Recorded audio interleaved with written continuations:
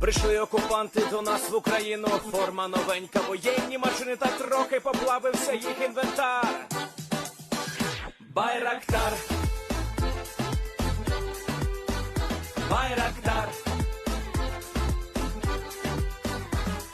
Російські танкісти сховались в кущі, щоб лаптем посьорбати довбані щі, та трохи у чах перегрівся навар. Байрактар, Байрактар. Приперли зі сходу до нас барани для восстановлення великої страни. Найкращий пастух баранячих отар. Байрактар, Байрактар. Ті, хто води всяке озброєння різне, потужні ракети, машини залізні, у нас на всі доводи є коментар. Байрактар, Байрактар. Вони захопити хотіли нас зразу, а ми зачаїли на орків образу з російських бандитів, робить примар. Байрактар, Байрактар. Російська поліція справи заводить, там пивцю рашистів ніяк не знаходить, хто винен, що в нашому полі глухар. Байрактар, Байрактар. Веде пропаганду кремлівський урод, слова пропаганди ковтає народ, тепер нове слово знає цар. Байрактар. Байрактар. Байрактар. Байрактар. Байрактар.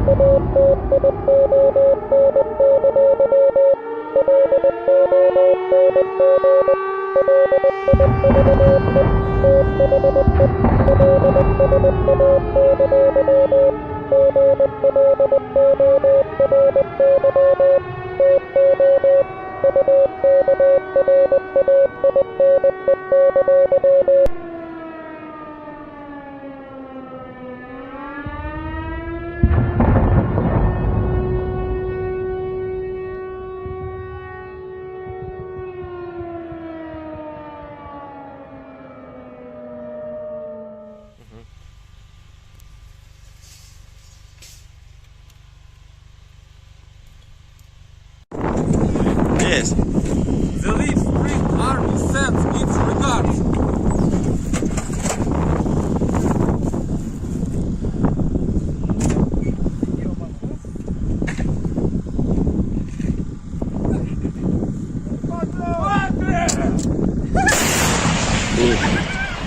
Русский военный корабль. Предлагаю сложить оружие и сдаться.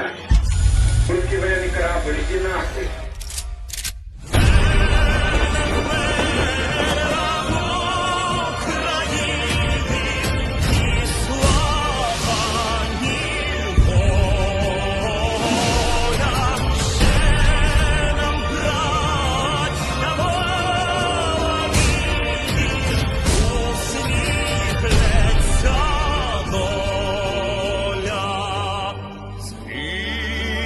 Наші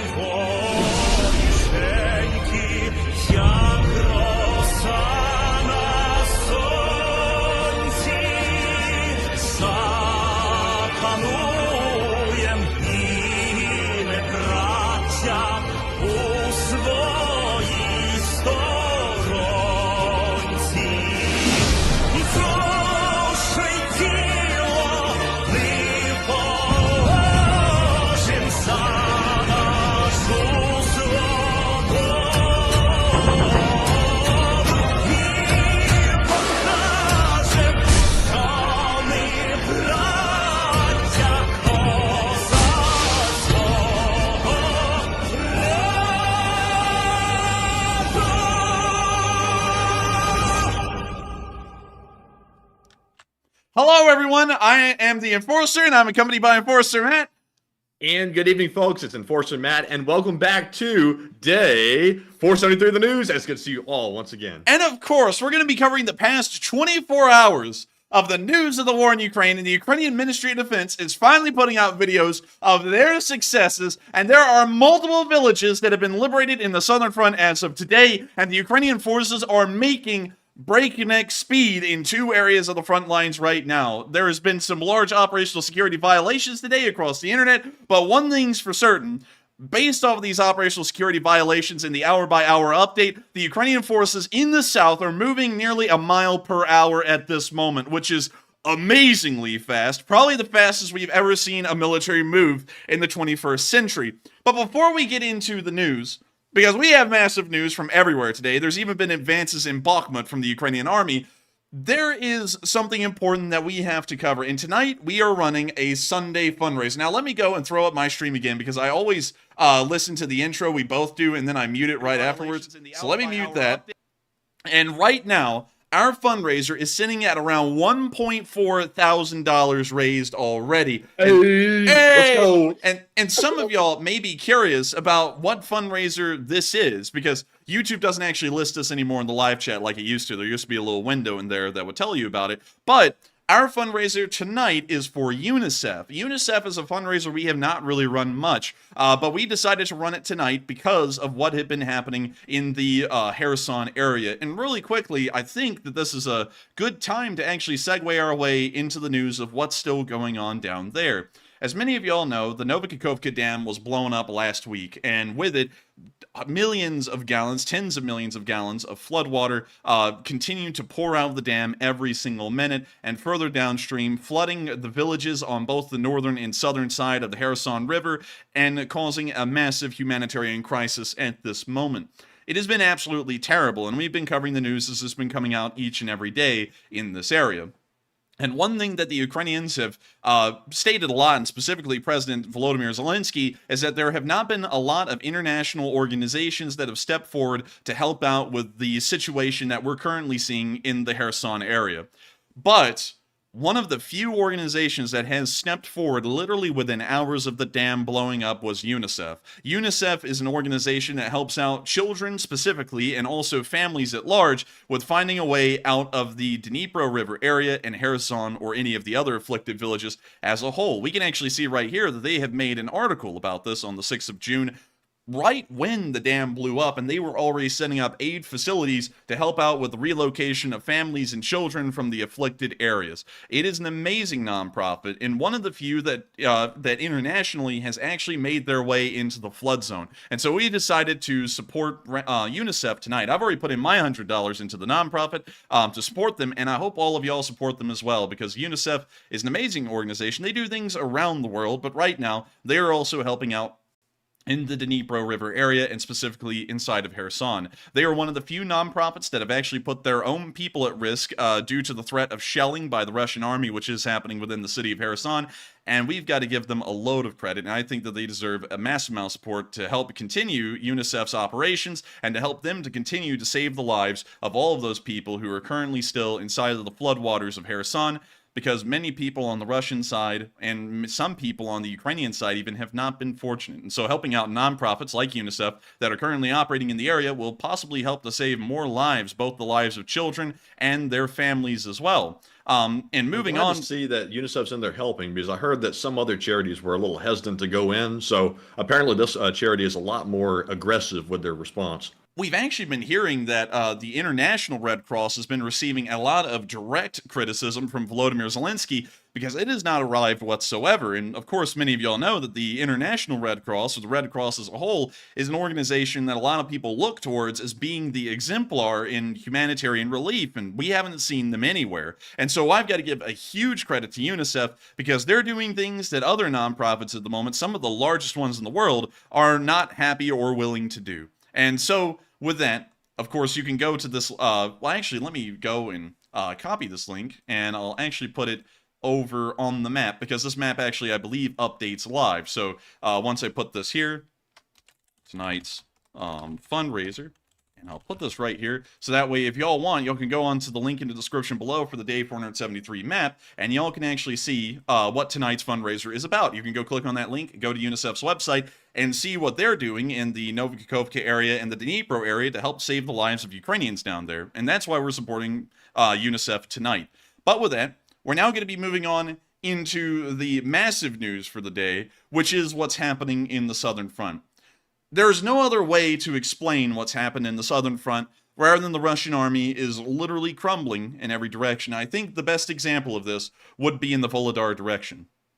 Volodar is a city that was known for a while to be a part of a major battlefield. Many of y'all who were on this stream a long time ago were here to see this battle unfold. This is the town of Volodar, and as y'all know, Russian forces were attacking from the towns of Mikilsky and Pavlivka up through the open plains and towards the town of Volodar. The amazing Ukrainian defenders that were holding this town, which had a couple of high-rises in it, which separates it from the rest of the villages, which really just have normal dachas inside of them, or village houses, they were able to hold Volodar and were able to deliver a decisive defeat to the Russian army, which apparently the Russians never recovered from that incredibly bad defeat. It was a blistering defeat if we've ever seen one. Apparently, Ukrainian forces have counterattacked in this area, in the Volodar area, and they've not only pushed them out of Mikilsky and Pavlivka. As of just a few hours ago, they had all made it all the way down to Blahodatne, and the Ukrainian military released a video of them raising the flag over the village of Blahodatne, which is nearly, if we pull out a ruler here, and we'll measure the distance, that is nearly an entire 7 miles from their previous positions near the town of Volodar. They've already been pushed back 7 miles just today in the area of Volodar, and the Ukrainians actually released the video footage of them raising the flag over Blahodatne. And so here's the video.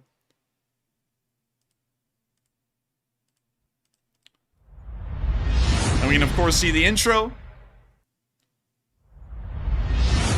for the 68th Brigade. That's dramatic. Yeah, and we can now see them walking into one of the buildings inside the town of Blahodatne. This appears to be the Palace of Culture.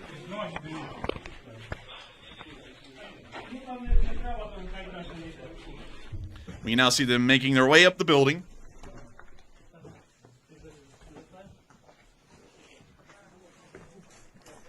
And we can now see them lifting the Ukrainian flag onto one of the upper floor windows of the Palace of Culture in Blahodatne.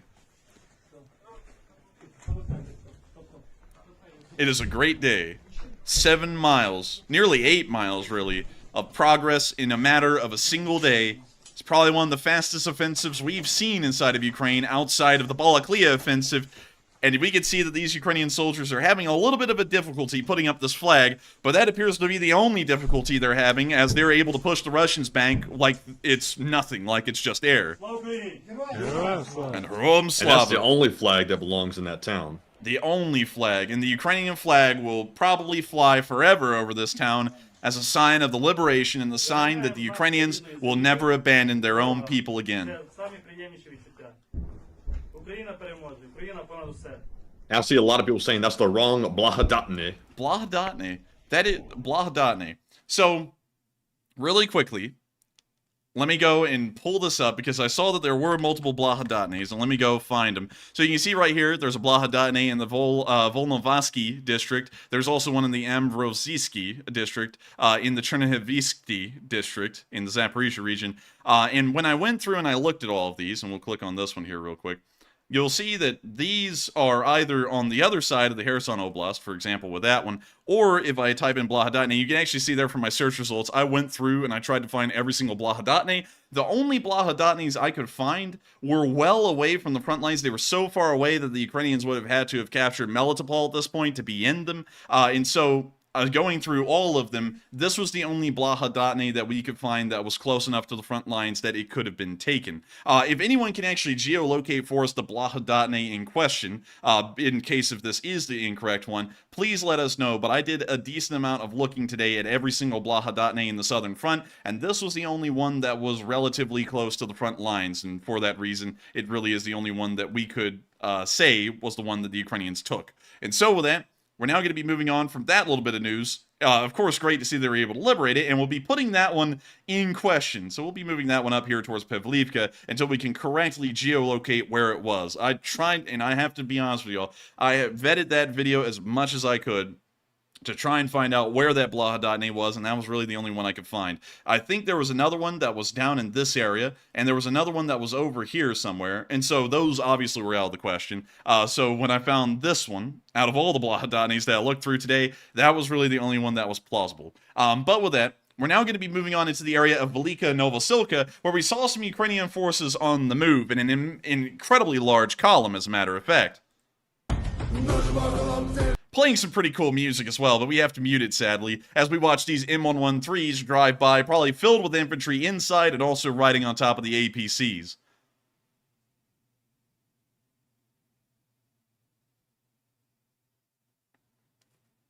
You see them continuing to roll on by, and we see another M113 passing them as well with another load of infantry. And we see that the M113s up here pulled over to give way to the other unit that is moving in the opposite direction. From what we were able to tell, the forces in this area have also been met with incredibly large progress, and also to an amazing degree. One thing that we were able to confirm on video today, and we also once again heard more OPSEC violations showing that they had moved further on, and also, one second, I see some people saying that the Blahodotny in question, and let me go and make sure that this is correct. Let's see. Look south of where you are now, large column. So let's look around this area, because some people are saying that the Blahodotny in question is actually around here. And I'm not seeing a Blahodotny at this moment. And we're looking, I'm wanting to make sure that we get the marker correct. So let's see here. Let me go back up. Someone said it was south of Velika Novosilka, which is where we're at right now. But I'm not seeing a Blahodotny anywhere. Are you seeing a Blahodotny, Matthew? Blahodotny. What the what the hell was that pronunciation? That was my redneck interpretation. But let's see here. I'm not seeing one right off the bat. I'm looking around here. Blahodotny. I'm not seeing it right now. Some people are Maybe saying just type it into the search bar and it'll pull it up. Let's see here. Blahodotny. And then we get like 5 options. So now we have to figure out which one's which. And so if that is in that area, if it's over here, then that means it is still in the Donetsk region. And so let's type that in again, and let's see if we can get some options for the Donetsk region. Blahodotny. There's a Donetsk right there, so let's see if that's the one. Let's see here. Somebody sent me a picture of it. It's near Velika Novosilka. Velika Novosilka. It's south of it. Just south. Just south. Just south of Velika Novosilka. Okay, there we go. It is this Blahodotny. Thank you, Enderslayer, by the way. And thank you so much, Enderslayer, because this one never showed up on the map, and when I was looking for it earlier, I could never find it. And so, we're now going to be adjusting this, because this is not the correct Blahodotny. So we'll be moving that front line right back up there, and we'll now be moving this marker over to this area, and into Blahodotny, which you do not see unless you zoom in all the way into the area. So they moved all the way down into Blahodotny there. And based off of the reports that we're getting, they have taken that area, and also about 7 hours ago, we don't have any video footage to confirm this, but we do have Ukrainian commanders stating this clearly. They had also taken Staromayorske, and they were moving on into the direction of Staromanivka. That is something that the Ukrainian commanders announced, so it isn't a violation of operational security to state that they are moving towards that area. And some Russian propagandists or some Russian Telegram reporters are starting to say that if the Ukrainians take Staromanivka, the entire area of the defensive fortifications in this part of the front line will collapse. But moving on into the clips that we also got from Neskuchny, we also saw that they were able to liberate this village as well. And we also got videos of that today. We can see a signed Ukrainian flag, like the one we got.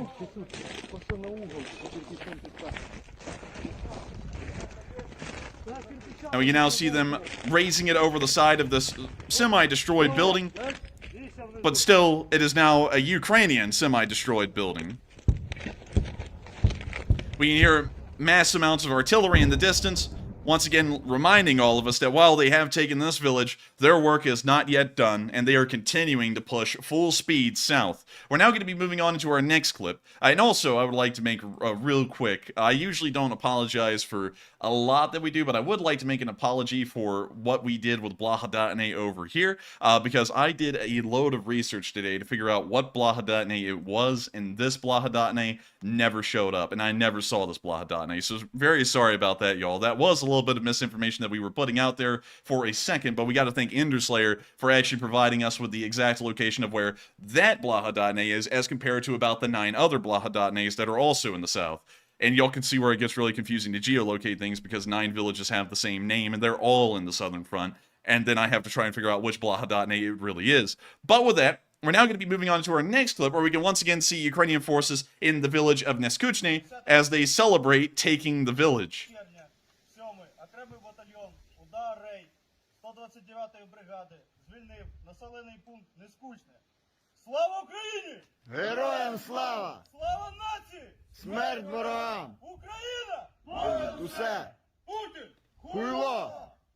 And that's the end of the clip right there, but great to see that the Ukrainian soldiers were able to liberate this town of Nevskuchny, and hopefully they'll be able to take Staromanivka here soon. But of course, that would be a little bit of an operational security violation to say if they have or haven't, because that's really near the active front lines.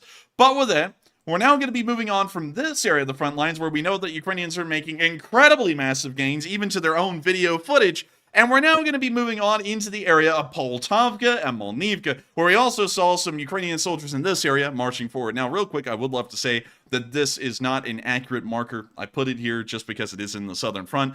But whenever we get videos like these where Ukrainian commanders are not clearly noting their exact locations, we actually move them miles away from where we would expect them to be. So it's not an exact marker, just in case anyone was concerned for operational security's sake. But here's a clip of a massive Ukrainian infantry moving forward on the battlefield. It appears to be an entire company-sized element, and based off of their formation, they may actually be a good ways behind the lines and just repositioning from one location to the other. But we can see them all right here, and these will be the brave soldiers that liberate each and every village in the Zaporizhia region. And so with that, that's incredible to see, and great to know that they have a massive Ukrainian soldiers in that area. And we're now going to be moving on to our next clip in the southern front, where we can see a column of light vehicles. It was a very nice column of light vehicles. A lot of them have camo in one form or another. And I gotta say... Oh, look, it's an old Ford Ranger or something of the sort. Look, it's an old Ford Ranger.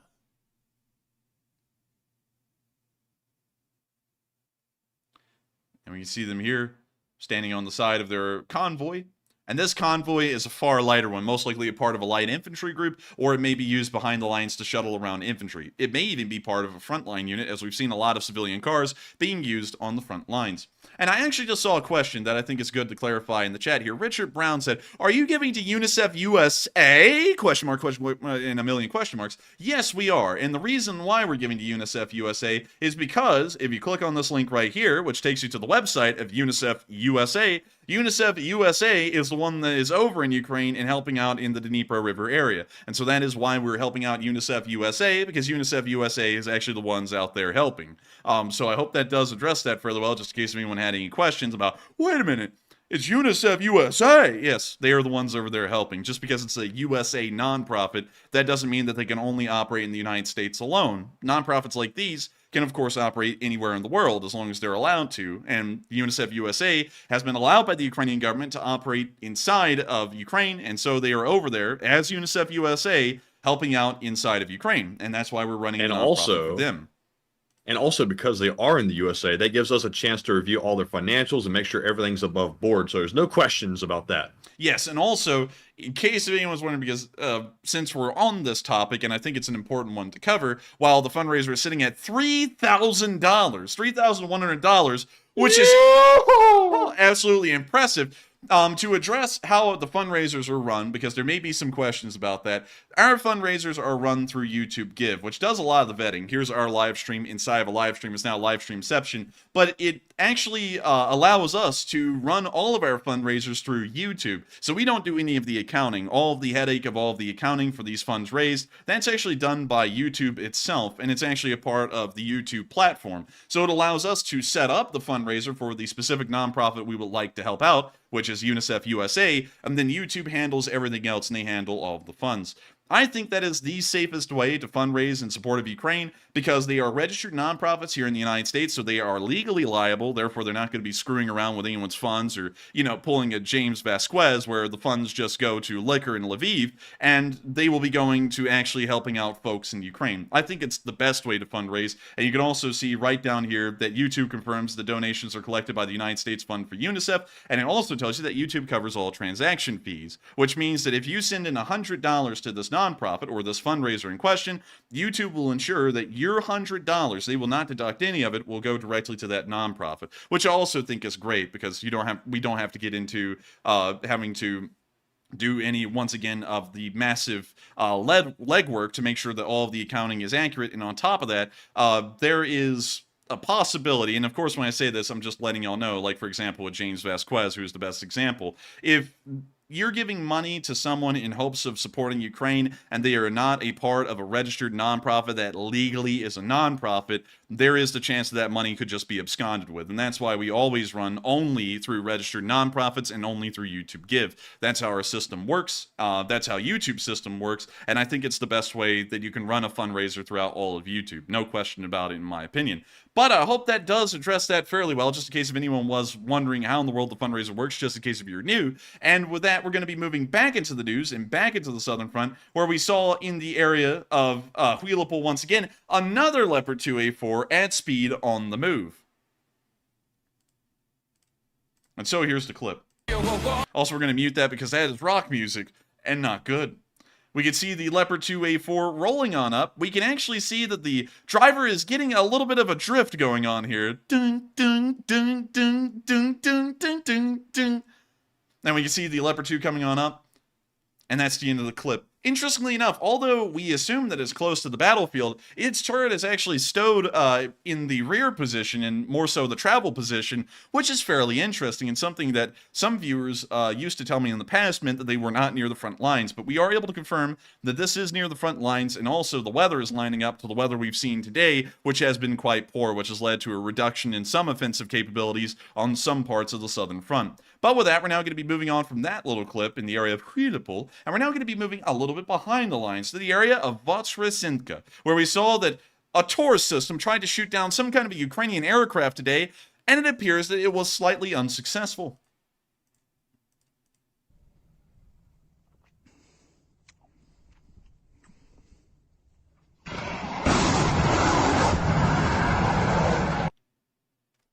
We have a feeling that they will probably be trying to adjust the accuracy of their Tor missile systems as time goes by. But of course, there are just a couple of things to iron out in this system that is just about 20 years, 30 years old at this point. But still, it has a couple of flaws that need to be ironed out. I'm sure the Russians will get a hang of it, though, because all of the Russian bots that have been commenting on our streams and videos lately have been telling me that the Russians are perfect in every way, and that they've been shattering the Ukrainian army each and every place. And I have a feeling that this is just a part of the small flaws that they've been working on and fixing, because the Russian army is flawless, as many of y'all know, and so this kind of stuff isn't really accepted, and I'm sure many of y'all have never seen anything like this before. But with that, we're going to be moving on from this Taurus system here and the amazing work it's been doing, and we're going to be moving on to some amazing work that the Ukrainian 68th Brigade was able to do today. You see, the Ukrainian 68th Brigade, and let me make sure I got that correct. Hang on. Let me confirm it is the 68th Brigade, because I swear it was. Nope, sorry, correction. It is the Ukrainian Ground Forces of the Kortisia Operational Strategic Group of Troops, or the OSIV, in the Southern Front. And in the area of Tavaria, and I'll show you all this on the map here, because we actually got to see the exact spot that the stuff went sky high. It was in this small village here, and exactly in this compound, that the Russians have commandeered as a Russian Armed Forces motor pool. And you can already see that it kind of fit the bill before they even made it there, because it looks like it was some kind of a wrecker yard before that. But they moved out all of the pretty derelict vehicles, and then they moved in their own derelict vehicles and started to use it as a military depot. The Ukrainian OSIV group then attacked it with artillery, and ended up destroying an estimated 68 Russian vehicles. Well, not destroy. They ended up lightly damaging and heavily damaging and completely destroying around 68 vehicles in the single motor pool in this little village. And so here's the clip while I butcher the English.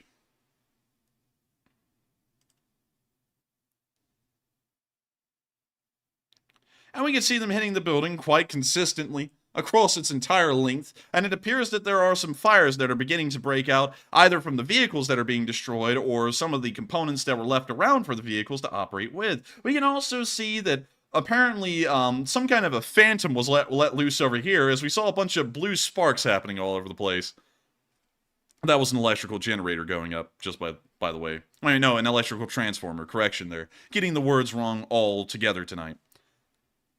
But we can see the fires continuing to burn on this motor pool, and we can also see some ghosts crossing the screen just to get the picture across that the Russians didn't do well in that one spot.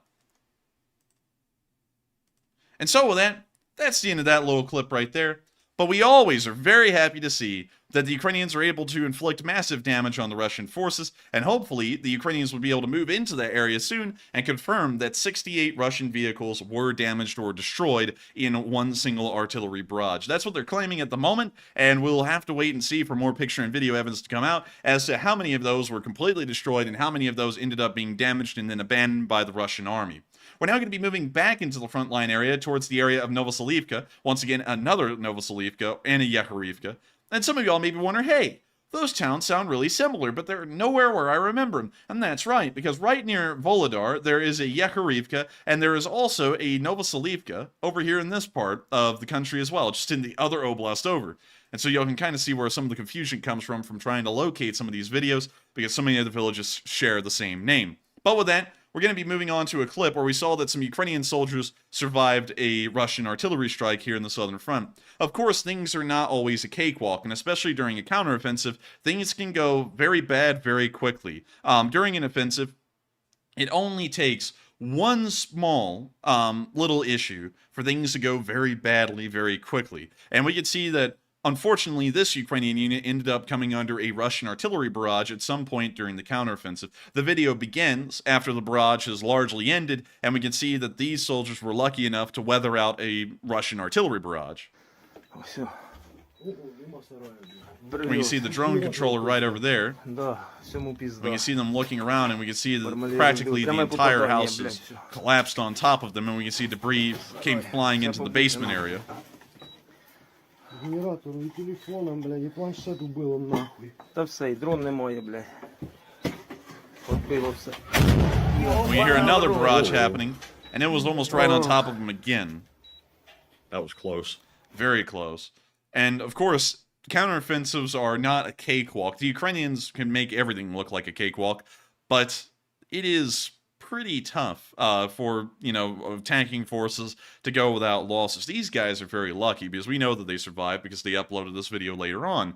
But a lot of Ukrainian soldiers are going through this very thing across the entire front lines as they continue to charge the Russians and push them back in the southern front. And it gives you a whole new level of respect and admiration for these brave guys who are dealing with the fears of every single soldier in the world combined throughout all of history, and they're continuing to take that fear and just run with it and literally run forward with it and into Russian lines. And you've got to give them a lot of credit for dealing with stuff like this and still continuing to conduct an incredibly successful counteroffensive. With that, we're now going to be moving on into our next clip. And also, I saw someone ask another question about the fundraiser, because we want to be as transparent as possible about fundraiser. Someone said, does YouTube keep a cut? No. If you look at the bottom of the, below the video, and you click show more, it tells you that YouTube covers all transaction fees, so they do not take a cut. It says it right there on the little tab thing over to the side of the video. But moving on a little bit further down the southern front, we also saw some more Ukrainian forces on the move.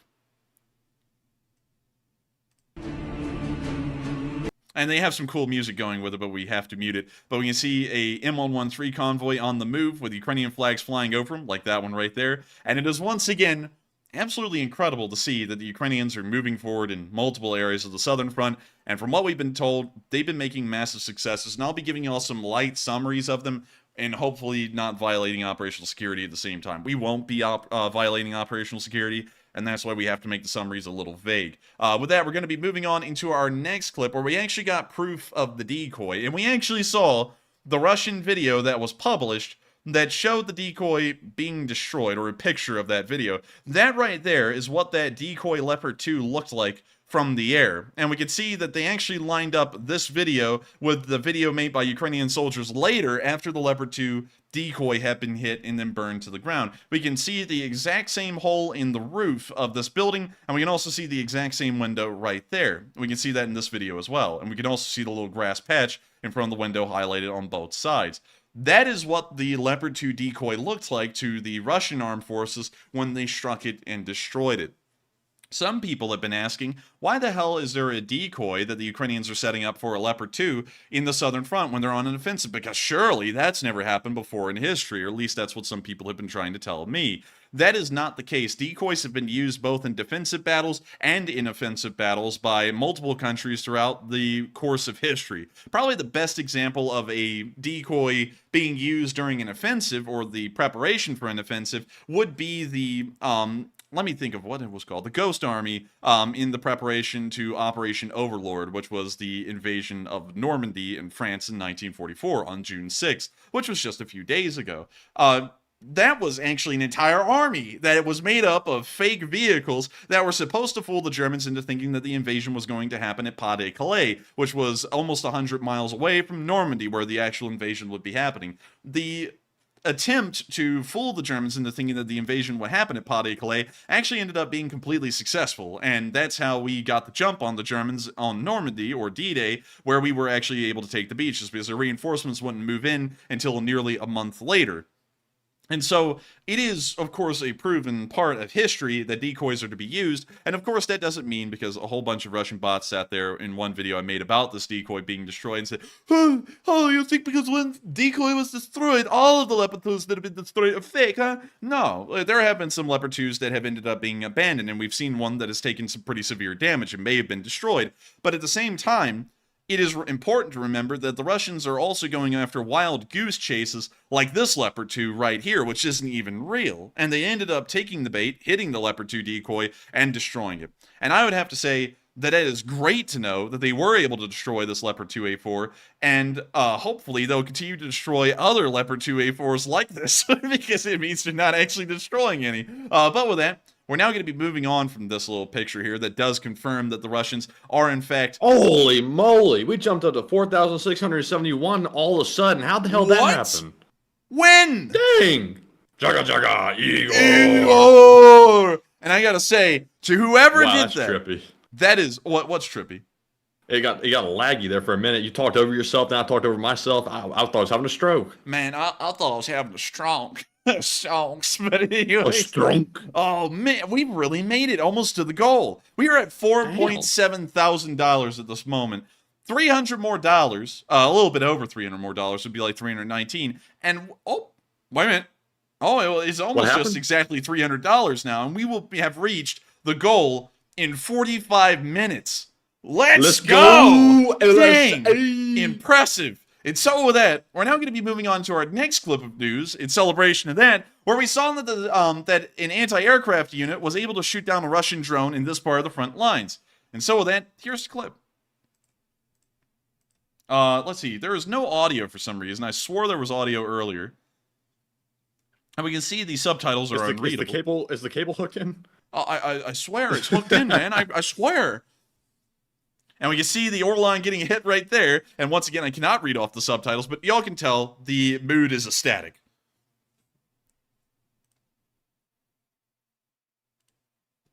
Oh, 4,951. We're 50 away. Oh, crap. We're almost there. And with that, Come on, somebody's got to put in a 50. Let's go. That's the end of the clip. You know what, Matthew? We might as well own it. If people are going to call us televangelists, we got to do it. Come on, everyone. Get it on up there. Get it on up there. Help save the lives. Oh man, you'll never go into that profession. Oh no, never. No, that's a bad profession right there. That's a rough one. We're less than 20 away. Oh, we're about to make it. I think we're about to make it right now. We're so close. It's about to happen. Somebody's about to do it. 5,256. Let's go. Oh, let's go. LSA. LSA. We did it. We just raised $5,000 for UNICEF, which will help them to continue their operations in Ukraine. And so with that, Yes, sir. thank you all so much once again for helping that fundraiser to reach the goal again. I've never doubted the Lee Spring Army over the history of this channel, and I've known time and time again that the Lee Spring Army would certainly be able to blow through every single fundraiser goal. And once again, in 45 minutes tonight, we did it again. And I got to thank you all so much once again, because this actually comes on top of us already passing $1 million raised over the course of this channel's history. So now we're over $1 million. I think right now we're at $1,015,000 raised in support of Ukraine. And I've got to thank every single one of y'all so much once again for being a part of these fundraisers and helping this channel and the Lee Spring Army as a whole to reach these unbelievable heights on the fundraisers and to help save so many lives inside of Ukraine. And so with that, Now we're up to 5,585. We're still rocketing holy past goal. moly, dang, that is wild. And I got to thank you all so much once again for that. That is absolutely incredible. Y'all are helping to save lives in Ukraine, and all of the credit goes to the LSA itself. And so with that, we're now going to be moving back on into the Southern Front, because y'all thought the good news ended right there with the fundraiser reaching its goal. But no, the fun news doesn't end. Well behind the lines, well behind where the counteroffensive is happening right now up here in the Southern Front, a railroad bridge ended up falling into a little bit of a catastrophe today. It was a major railroad bridge, and many of y'all know that these little lines down here that are colored in orange, yellow, and green. Well, actually, no, I'm sorry. I got that so wrong. Red, orange, and green, those are the colors that these lines are highlighted in. These are not front lines. These are the railroad networks of the Russian armed forces, and their attempts to supply themselves are mapped out down here. And we map it off based off of the supposed supply capacity that each of these railroad networks have. For Crimea to become green, both rail networks coming from Krasnodar and from Melitopol have to be green. That is the only way for Crimea to get its entire supply requirements on any given day, is for both of those rail lines to be entirely active. For the past few weeks, this entire area should have been green. For some reason, I did not adjust that on our map. However, a railroad bridge just south of Melitopol, near the area of Yakimivka, ended up getting blown up today. Nobody knows how. It was just an absolute tragedy. We can see the exact village right there, and we can see the railroad, I guess you could say corridors on the land bridge area highlighted on this map, and we can see an explosion emanating from the bridge today, and it was confirmed that the bridge was destroyed. It's very unfortunate for the Russians because, of course, with that rail network being destroyed, once again, Crimea will probably not be able to get the entirety of the Russian armed forces' supply needs into the country, and that means that, once again, Crimea is going into a supply shortage. On top of that, we also know that there are no supplies whatsoever that are probably making it into the Kherson area to Russian forces here, so the supply lines by rail may as well be non-existent.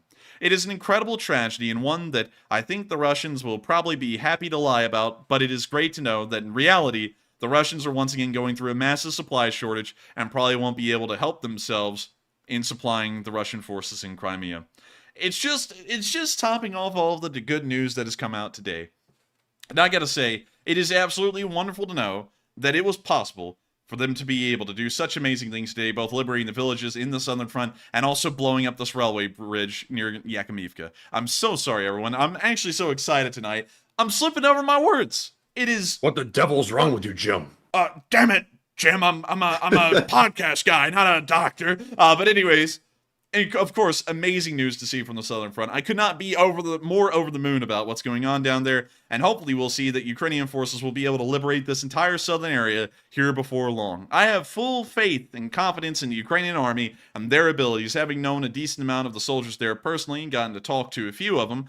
I have full faith that these guys are competent and capable enough and have the grit to be able to get this job done and to be able to push the counteroffensive home. And I think we're about to have a homecoming like no other once they finally reach their final goals. And so with that, we're now going to be moving on up into our location unknowns. And I'd also like to remind folks tonight, considering that there have been a couple of questions about the fundraisers that we've seen in the live chat, that if you want to know a little bit more about UNICEF USA, this purple dot here on the map will tell you more about it. You just have to click on the link on the dot and you'll be able to go to UNICEF USA and read about what UNICEF USA is doing to help out in Ukraine. And that's what our fundraiser is for tonight. But speaking of which, many of y'all have not only had questions about our fundraiser from time to time, but many of y'all have had questions that have been circling around the world pretty much for people who support Ukraine and people who have been asking a lot of massive questions about what's been going on there. And Matthew's been asking all these questions to gauge what all of y'all have been thinking about what's happening in Ukraine right now. And so with that, what do we got, Matthew? Man, I've been throwing up the questions like usual, and we are so close to 6,000. I'm like sitting here staring at the number, waiting for it to go up to 6,000 any second now. I think it's $30 away, but I can't do math that well, so y'all know how that goes. But anyways, I'm just waiting and anticipating that to go up. But anyways, getting on to our first poll question, it says Ukraine says it has advanced on several fronts, but no mention of battlefield losses. 6,000, let's go! Oh, let's go, baby! Yes, sir, Igor! LSA! LSA! It's 6,000 LSA! even. 6,000 even Stevens. We've never seen that before. I actually don't think Somebody we have. put in the exact amount, and I'm sorry that we can't call out all y'all's names tonight. Sadly, YouTube is having that glitch again where it doesn't show all the donors. But once again, very generous from all of you, and even though you aren't getting recognition for the donations, y'all have been extremely generous, and we can't thank y'all enough for it. It's going to help those people in Ukraine, especially those affected by the flood, and I am very grateful that everyone once again helped us reach the goal, and $1,000 and $5 above it.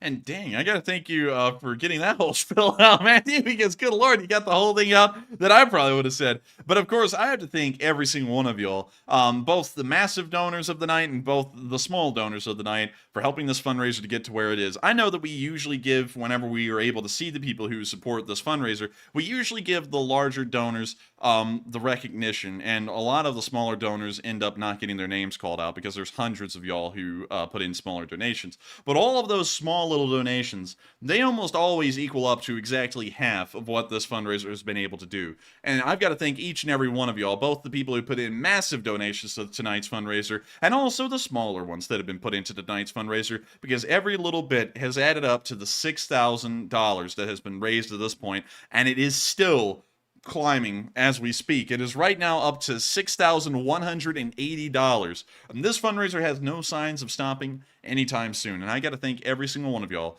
that's a part of the Sleeve Spring Army once again for helping these fundraisers to be possible and helping them to get to where they are. Y'all have all been incredible in helping out Ukraine, and this fundraiser serves as another testament to the kind-hearted and great people who are a part of this LSA and have been helping to support and save the lives of Ukrainians throughout the entirety of the war. And so with that, I hope that does address that fairly well. And with that, let's get on into that first question that has been posed to everyone tonight. I gotta say, Sunday night is always a night I get truly hyped. I love doing it all the other nights as well, but Sunday is unique because it's always the night that we always raise so much money for Ukraine. So, gotta say, thank you all once again. Very cool. It's only, let's see here, about 54 minutes into the stream. At 6,200 now, we're still going strong. So, once again, big thanks to all of you. And before I rant on, I'm going to move back into that poll. And it says, Ukraine says it has advanced on several fronts, but no mention of battlefield losses. And what are your thoughts? Looks like 65% said excellent. It's a boost of momentum. 23% said, it was kind of expected of Ukraine. 10% said unsure, and 2% said that's bad. They won't retain the ground. And for me, this is a large sudden boost of momentum for Ukraine. Yesterday, I was a tad bit concerned. It looked like maybe it was stalling out for a minute. Today, they've made some tremendous advances. I'm very happy to see it. We don't know what the losses are. I'm sure that they're decent losses, sadly, and it's unfortunate. But it was kind of understood going into it. But very glad to see they're making progress. And Enforcer, what say you? And I gotta say, it's amazing to hear that they're making progress. And also, and I have to say this, I don't really know what it is with the obsession and fascination by a lot of people about why the Ukrainians are not releasing their casualty numbers. Nobody releases their casualty numbers in the middle of a war. No one's ever done that in history, because imagine how demoralizing that would be, even if it is just a few folks, to hear that a couple of Ukrainian soldiers are dying. That's nothing you want to tell the public. Of course, obviously, there are Ukrainian soldiers dying, but I don't think that's something that should be harped on and people should be fascinating about. How many are dying? Because it doesn't really matter. Would that affect your support for Ukraine if there were more Ukrainians dying than you expected? Would it? It wouldn't to me, because I know what they're dying for. They're dying to defend their liberty and their freedoms that they have inside of Ukraine, and that cost can sometimes be great. But of course, I don't think they're losing more than the Russians. There's no way in hell they could be doing that. But to address the rest of that poll, it is amazing to hear that they're making massive gains in multiple fronts, because not only are they making gains in Zaporizhia, they're also making gains up in the Bakhmut area as well. And it's not being limited to a single area. They're having success everywhere. And so with that, I hope that does address that poll fairly well. And Matthew, sometimes we have to read some things off, and sometimes it proves to be therapy. And I saw you already ban them. But you know, I was reading this, Matthew, and I was just wondering what is up with some people. And so we're going to read this off just really quickly and address it. So as some of y'all may have seen this viewer come in. And as y'all know, we just passed $6,000 on the fundraiser, and so we were screaming in celebration of passing $6,000 because it's exciting to know that we're able to help out so much here in the LSA to help save the lives of people in Ukraine. So someone actually put in the live chat, damn, why so much screaming again, guys? Really pisses me off. Act like kids, please be more mature. Have horrible voices when screaming like kids. Come on now, grow up. FFS. I don't even know what FFS means. But when I read that, something about that just kind of strikes me the wrong way. Are they saying that we can't be, or none of y'all can be excited about helping to save lives in Ukraine through the nonprofits we support? I don't really know what. Who cares? It's a bot. I don't know. All I know is that I hope that serves as inspiration to y'all to look at the sad losers out there who can't be happy with people being excited that they're helping to save out folks. And I hope that encourages y'all to support this fundraiser more, so that way we can pass $7,000 here in a minute, and then we can scream about that a little bit too. And so with that, I hope that does address that fairly well, because I saw that and I was like, you know what, Matthew, we're going to make that General Order PAMI. In honor of PAMI. We're going to call up a general order. This one is not going to have a number. This one's going to be called PAMI. And so General Order PAMI is in effect. If you have $5 to give to the fundraiser, give it now. And we're going to go over $7,000 so that way we can scream a little bit more. And so with that, General Order PAMI is now active. Make sure to sit there and put in a $5. I'm actually going to put in $5 of my own. It's really the only donations that you'll see tonight are mine. But let me go and do that real quick. Because one thing I'm determined in knowing is that nobody, and also, that was weird. 1 second, let me go through here and do the whole process. Is YouTube not going to show my name on that one? Interesting. Oh, well, it'll show up as anonymous. Y'all still see it. But I'm going to put in my $5. And we're going to donate that right there. So you'll probably see that. I don't know if it's going to show my name or not. And there it is. It said it's anonymous, but that is my $5.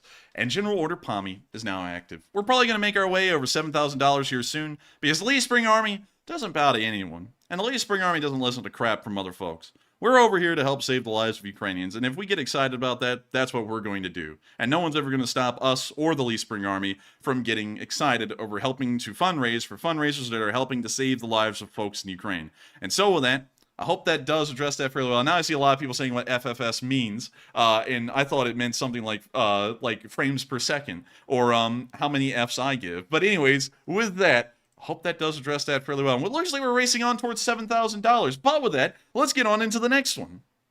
All right, and our next poll goes to, actually doesn't go to, it's a poll. Prigozhin refused a Russian order to sign a contract with the Russian MOD. He says it's his decision, and what are your thoughts? 35% said Putin can't do anything about it. 33% said that won't be tolerated by Putin. 23% said Prigozhin will get a pass, and 10% said unsure. And on this one, I think that Putin really can't do anything about it. Even though Wagner has been reduced to a much smaller force, they are still a force to be reckoned with, in my opinion, and Putin is intimidated by that. I'm not really sure exactly how much political ground Prigozhin has actually made inside of Russia.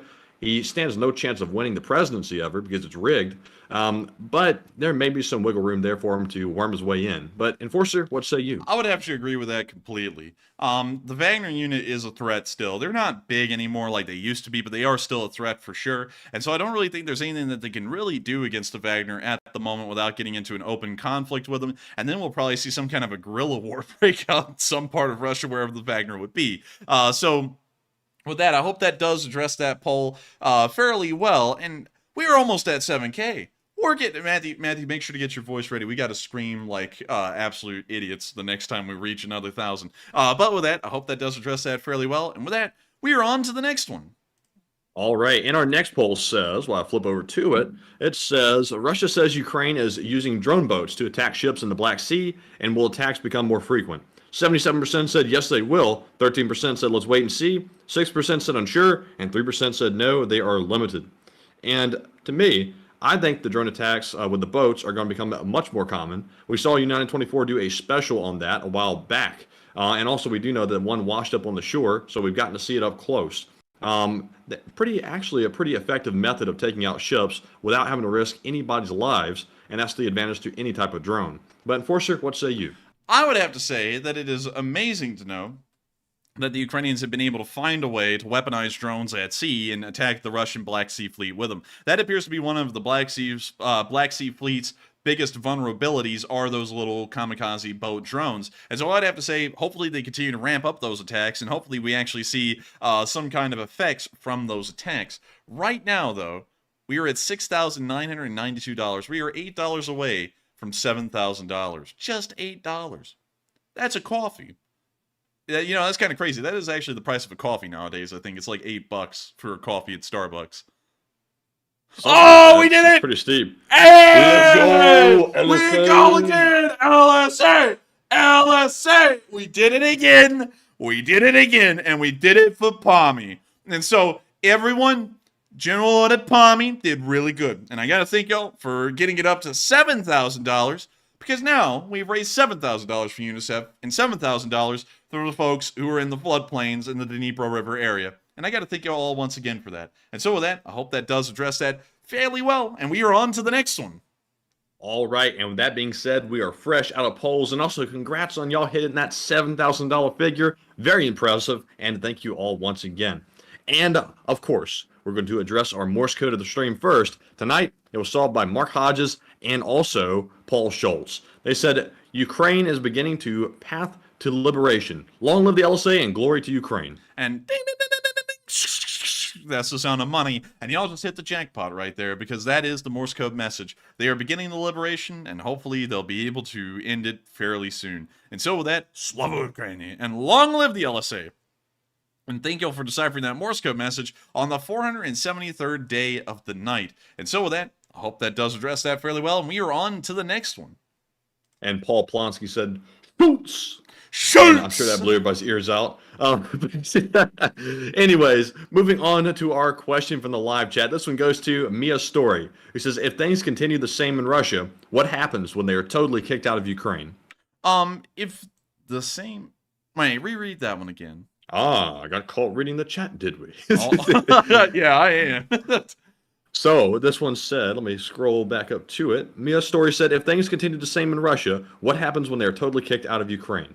What would happen in Russia if they're totally kicked out of Ukraine is that the war would probably end. And I'm just thinking in logical terms, and of course the Russians are not logical, but it would probably end at that point. I don't think we would see the Russians try and carry on a war where they don't even have any holdings in the country they're supposed to be invading.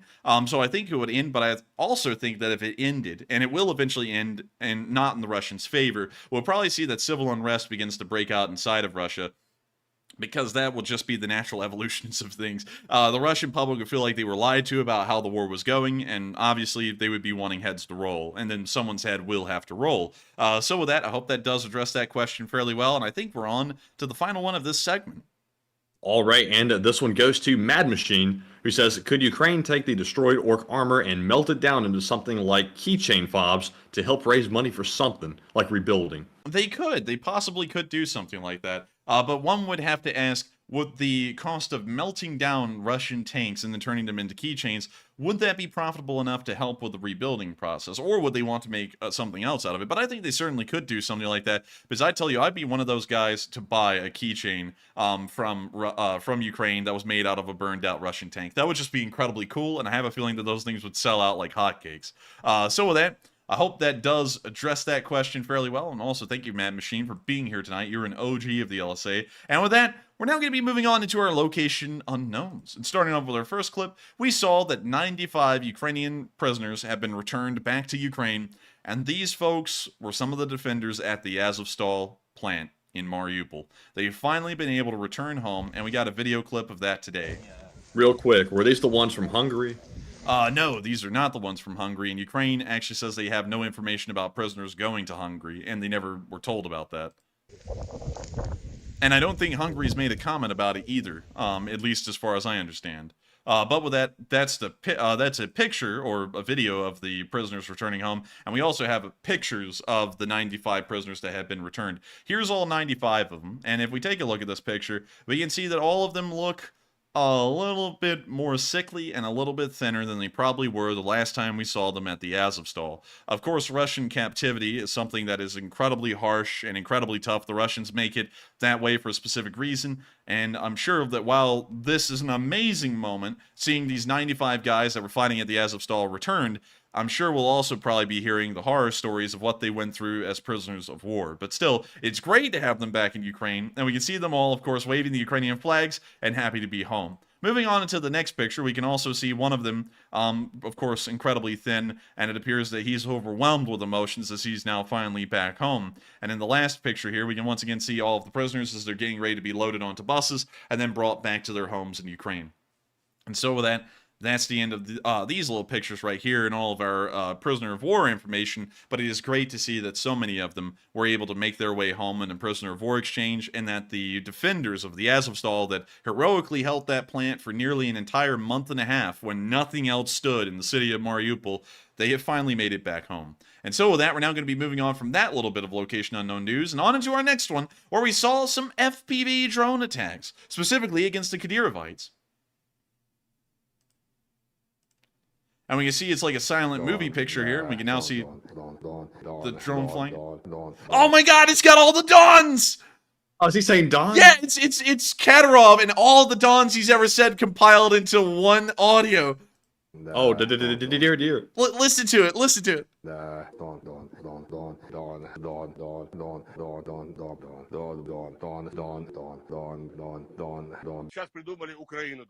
Man, somebody's got to be listening to our channel.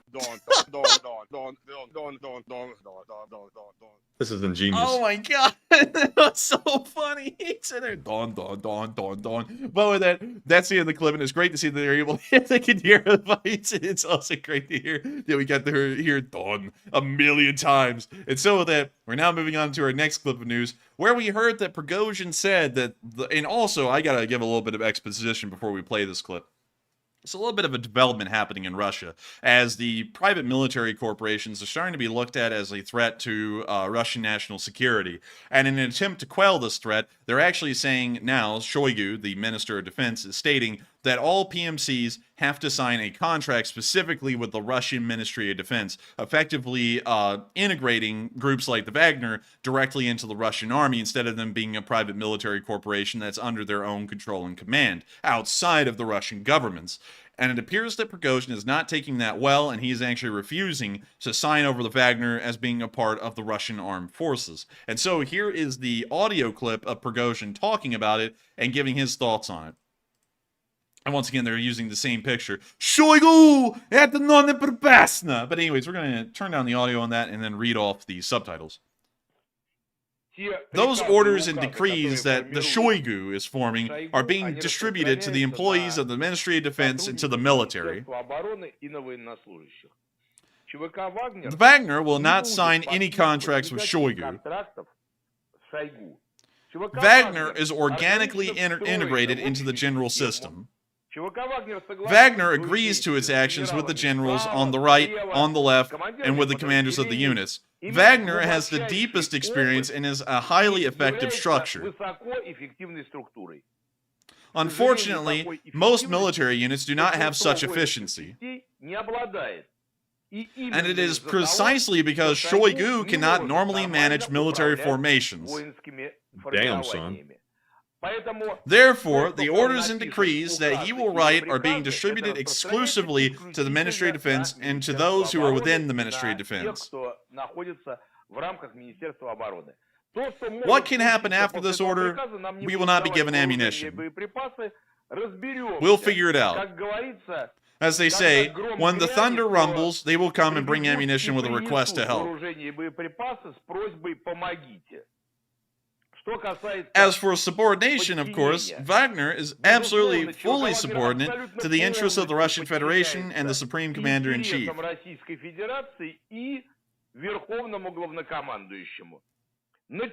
On the territory, according to the orders of Gerasimov and Shoigu, Wagner agrees to all its actions and fulfills the tasks set by General Surovikin.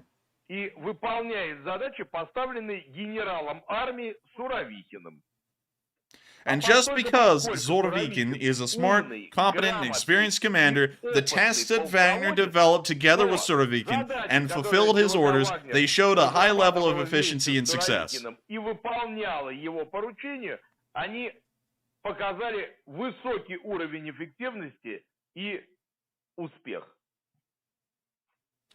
And that's the end of the comments from a nutsack here on what he That thinks. ghoul. Yeah, man. Right now, man, he looks like one of those chipmunks, like Dale and whatever it was, the chipmunks. And he looks like he's about to go, Psycho! Man. People call him a dead man walking. He fits the description. He looks like he's got 1 foot in the grave. Man, he looks like he's got more than 1 foot in the grave. It looks like he came crawling out of the grave and he's a ghoul or something. What's the matter, smooth skin? Never seen a ghoul before? But I gotta tell you, man, he's walking a fine line now in between death and life. Because he sat there and tried to write the line where he still sounds loyal to the Russians, but he's clearly not trying to integrate the Wagner into the Russian army. And just because Shoigu is the one that issued the orders doesn't mean that this is something that wasn't collaborated and confirmed with Putin. And so Putin is probably the one who said that that order needs to be given out, and now Wagner is pretty much acting in defiance of that order, and they're not going to be directly integrated into the Russian army. So we'll have to see how that develops, because that might start to have a lot of problems for the Russians later on down the road. But speaking of problems, I think the Russian army has a lot more problems, which is keeping an army alive. And according to the casualty reports over the past 24 hours, that army is quickly dwindling in size. And as you can see, based off of these numbers, it's dwindling in size everywhere. But, 2 Bobcats! Oh, baby! We got 2 Bobcats. Oh, man, that's a whole-ass Pepe without pants. Oh, my wow, it's God. an automated thing, too. How about that? Man, look at that. It says aerial view of combat in rugged mountains. That does not look like that. That just looks like a side shot of a Pepe. That makes no sense. But anyways, moving on down. Oh! We got any memes? Beer cheese? Butchie? Oh, you don't want to know what she's doing in Dubai. But let's see here. Oh, man. That's hardcore right there. Ew. Oh, boy. Let's see here. What else do we have? Looks like we have no more Bobcat memes. Wait a minute. Oh, Scroll back up to the ones we've got. I think these are the suggested tweets, by the way. Oh, I think they may have been, yeah. I think that might be the only 2 for the day. I could have sworn I saw more. If y'all are putting them in, I do see them during the middle of the day. And sadly, for some reason, they don't pop up when we're looking. For some reason, they like to hide. But these Bobcats aren't hiding. They got 2 of them today. And I gotta say, great to see. We had exactly 2 Bobcats in the replies to Kyiv Independent for the 2 Bobcats that were destroyed.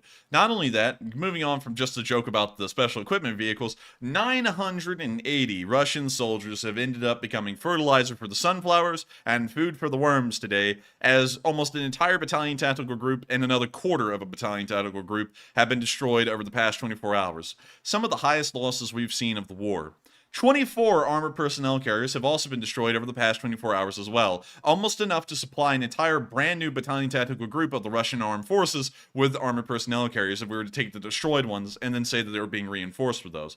Massive losses. 33 supply trucks have also been destroyed as well. That's quite a high number, just in case y'all don't know. 33 supply trucks being destroyed means that a battalion tactical group could have been supplied from dead empty on everything: food, ammunition, spare parts, and also parts for their vehicles. All of that could have been brought in on 30 supply trucks, and they lost 33 today. And it appears that the Russian logisticians are getting hit the worst out of everyone right now, except for the artillery, but we'll be getting to that in a minute, of course. 17 main battle tanks have been destroyed as well. 17 of them! That's a lot. And in case y'all don't know, an entire battalion tactical group is fielded with 10 main battle tanks for 800 guys. That means that nearly 2 battalion tactical groups of tanks have been lost in 24 hours, an incredibly high number, especially compared to the norm. We also saw that 19 artillery pieces were destroyed as well. And of course, this number is not as high as the 33 supply trucks, but 19 artillery pieces once again being destroyed in 24 hours means that Ukrainian counter-battery efforts are just doing unbelievably well. And we got to give them a lot of credit and a lot of praise for being able to destroy 19 artillery systems in 24 hours.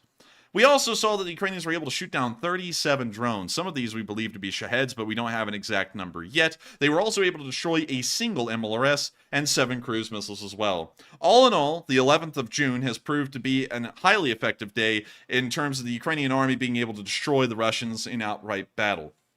And it is amazing to see that the Ukrainians were able to take on the supposed second best army in the world and best them in what's supposed to be their own game. And of course, that's no shocker now. It's been 473 days, and we've seen this happen for 473 days.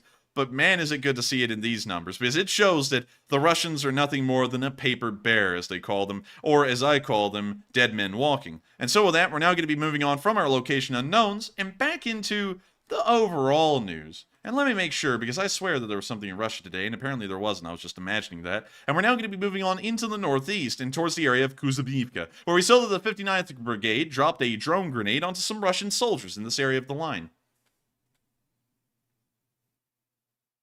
And we're waiting for that to load. When you see the Russian trench here, we can see some Russians wandering around. I think he may be trying to aim his AK up there at the drone. Yeah, he is. And it appears that he's unfruitful in his efforts. We can see them dropping the drone grenade, and it looks like it got the outpost pretty well.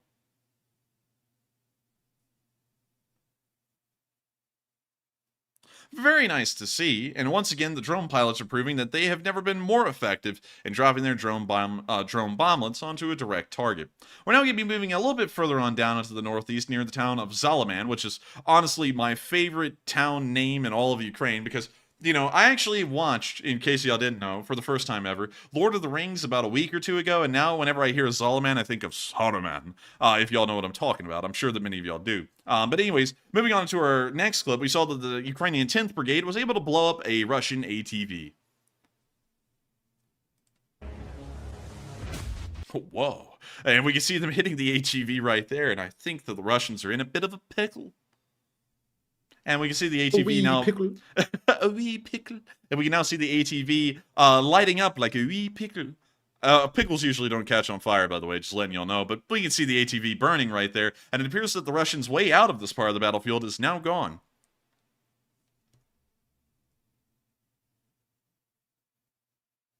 And so with that, that's the end of the clip, but great to see that the 10th Brigade was able to destroy a small form of Russian transportation in the area. We're now going to be moving on into the area of Krasnoyarchinsk, where we saw that Ukrainian forces hit a Russian ammo depot here, and this was one of the few ones we've seen put into a house. Very rare. I'll listen to that nice music. Probably copyrighted, I'm not going to lie. So we're going to mute that so we can see the ammo depot out there, that small house, being a small, consistent flame coming out of it.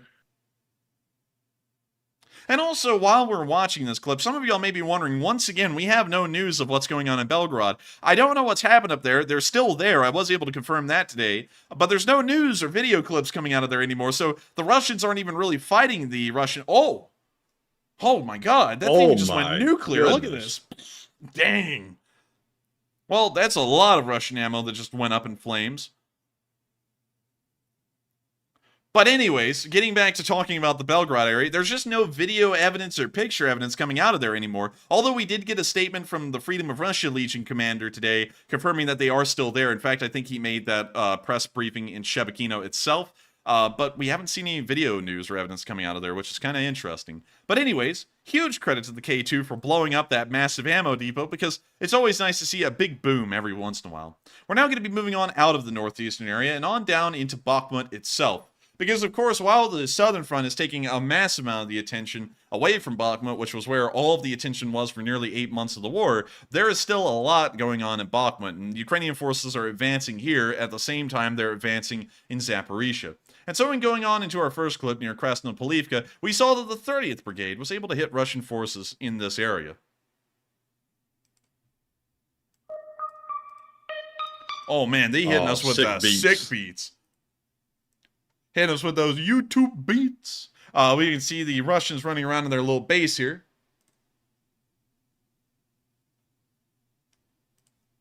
They call that a base. They call that a base, believe it or not. It's about to become a non-base. And we can see their D-30 right there as well. We can now see it getting blasted to smithereens. And we can see the Ukrainian artillery coming down, of course, as accurate as normal. I honestly think we take Ukrainian artillery accuracy for granted at this point, because it is crazy to see 3 rounds fall in almost the exact same spot, one after the other. They say that lightning doesn't strike in the same place twice, and that certainly means that the Ukrainians are not made of lightning. With that, that's the end of that clip, but of course, great to see. And with that, We're now going to be moving on from the 30th Brigade, hitting the Russians in that area, and on down towards Krasnohora, where we saw some Russian soldiers being hit by a bombardment. And so with that, here's the clip.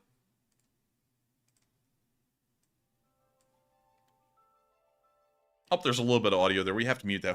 Whoops, I'm scared. But we can see the clip playing, and we can see the Ukrainian artillery landing right near this Russian tree line.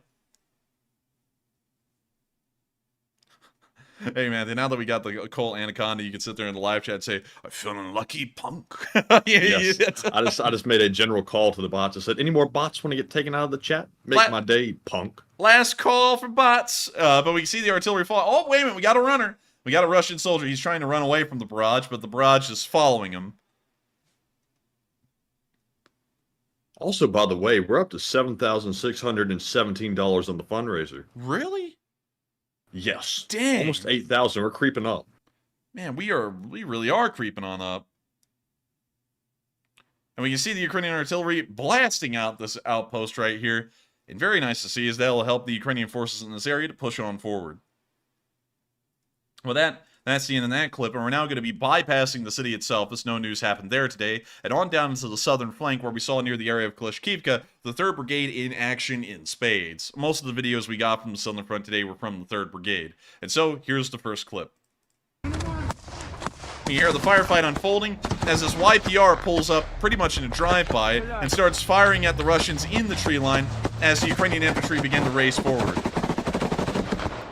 We can see them laying down some fire to the Russians to keep their heads low. And we can now hear the Ukrainian SL yelling for them to spread on out. The Ukrainians begin moving into the tree line.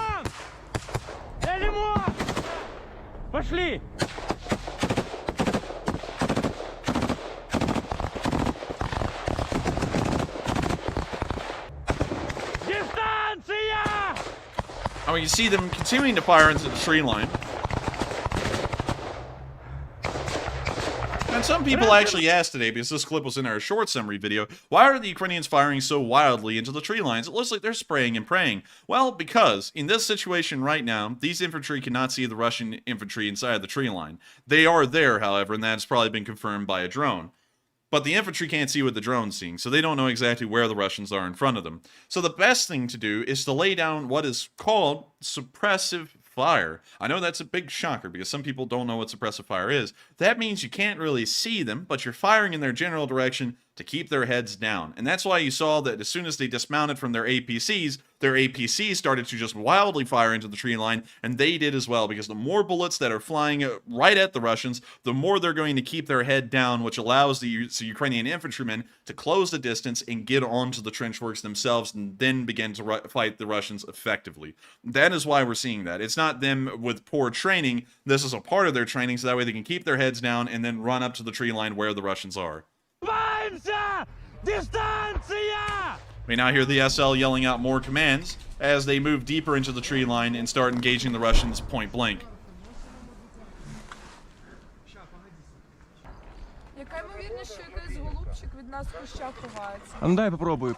We hear one of the infantry talking to the SL, and we can now hear the SL communicating with the infantry. We now see them unwrapping a Christmas present and getting ready to fire it. We now see him firing it. And the firefight continues on at a much slower pace. With that, that's the end of the clip.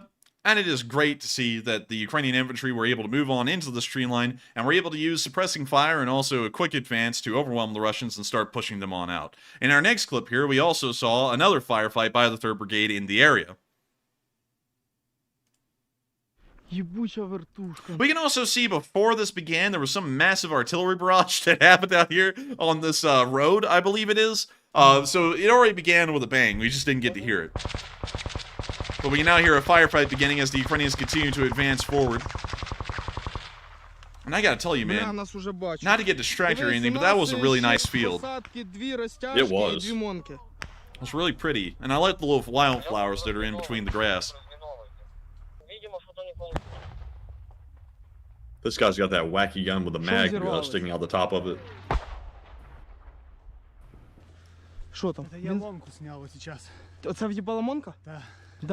We now hear the Ukrainian soldiers talking to each other. Ебать ты ёбнутый. And we hear some нахуй. explosions happening in the background. Ты нахуй, что ты не сказал? Бля, я сказал, ёпта. I don't know what started this in the live chat, but everyone's saying where it's raining right now. It's like raining pretty much everywhere in the country except for here. We now see the squad standing by here on the tree line, but we can hear a small firefight happening in front of them. І пробуємо, блядь, перебіжками їбашить.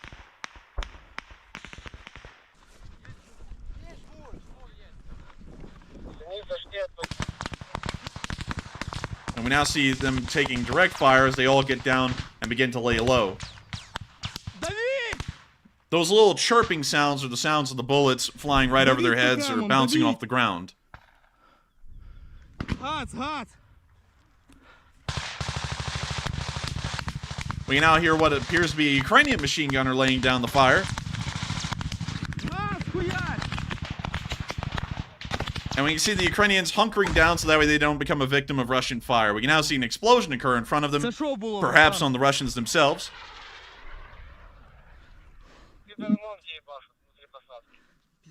Підаремонки їбашуть внутрі посадки. Гасик, перед вами 10 метрів окопна лінія. Закидайте гранати. Братан, надо, щоб ви в посадку теж ныряли.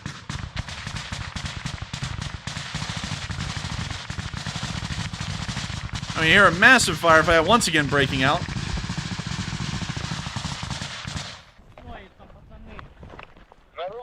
And we now see the SL getting in the open and firing. Or this may just be an infantryman. I'm not really sure if they are the SL. Братан, давай вискочи уїби. Вдаль. За пацанів туди далі. We hear some fire continuing still in front of him. Економте БК. You see him moving out a little bit into the open and firing off his rifle grenade. Дави підарів. Ті сібалися, пацани, ті сібалися.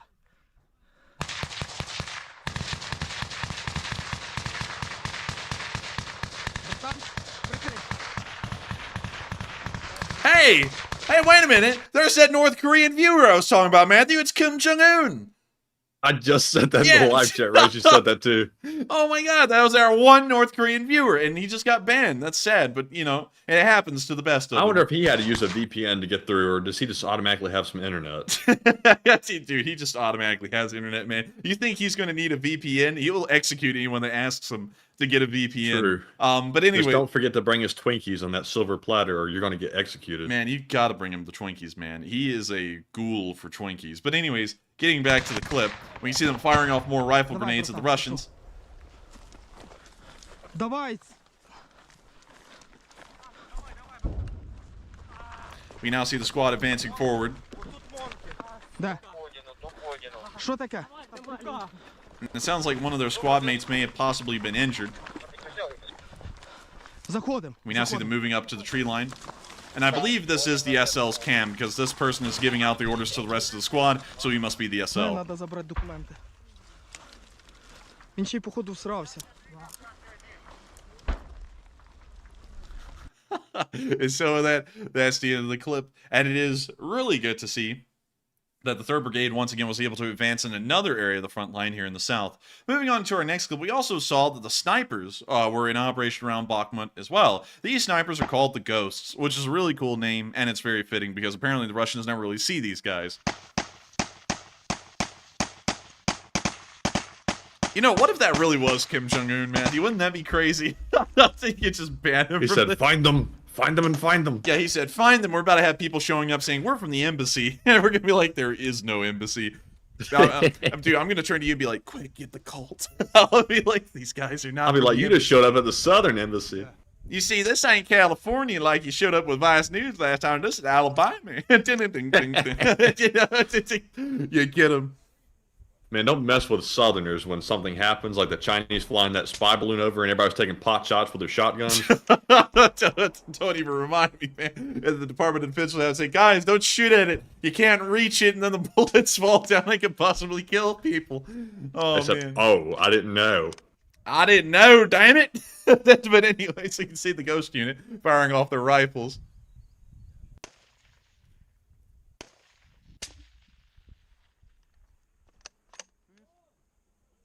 We see them firing at the Russians in the distance. I don't know what caliber this is, but this appears to be a fairly beefy caliber. It's larger than a 308, I believe. Melody Francis said, "You boys are so southern." Well, we're from Alabama. That's it. So we are fairly southern.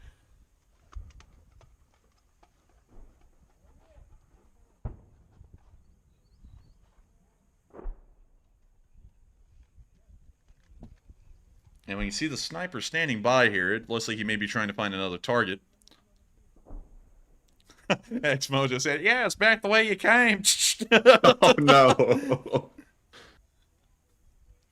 Oh, imagine saying that to someone who says they're from the North Korean embassy.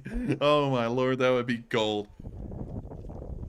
We now see them moving into a small little dugout here. Навалили, отошли.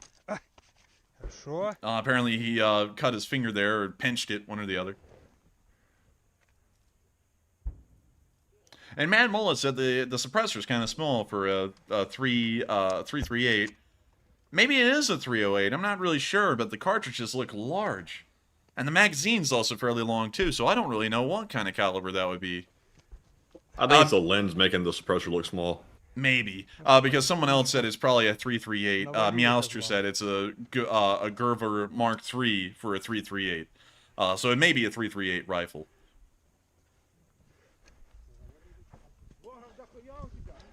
And someone said, "What rifle is that?" That's what I'm asking too, because it's a really nice looking rifle. And they got a great scope for it. Kind of looks like a Barrett MRAD. Kind of. Yeah, I could see that. It's a Barrett of some sort, I think. I think it's got to be. If anyone knows what kind of rifle this is, let us know, because I'd be very interested. We see them aiming the rifle once more in another direction.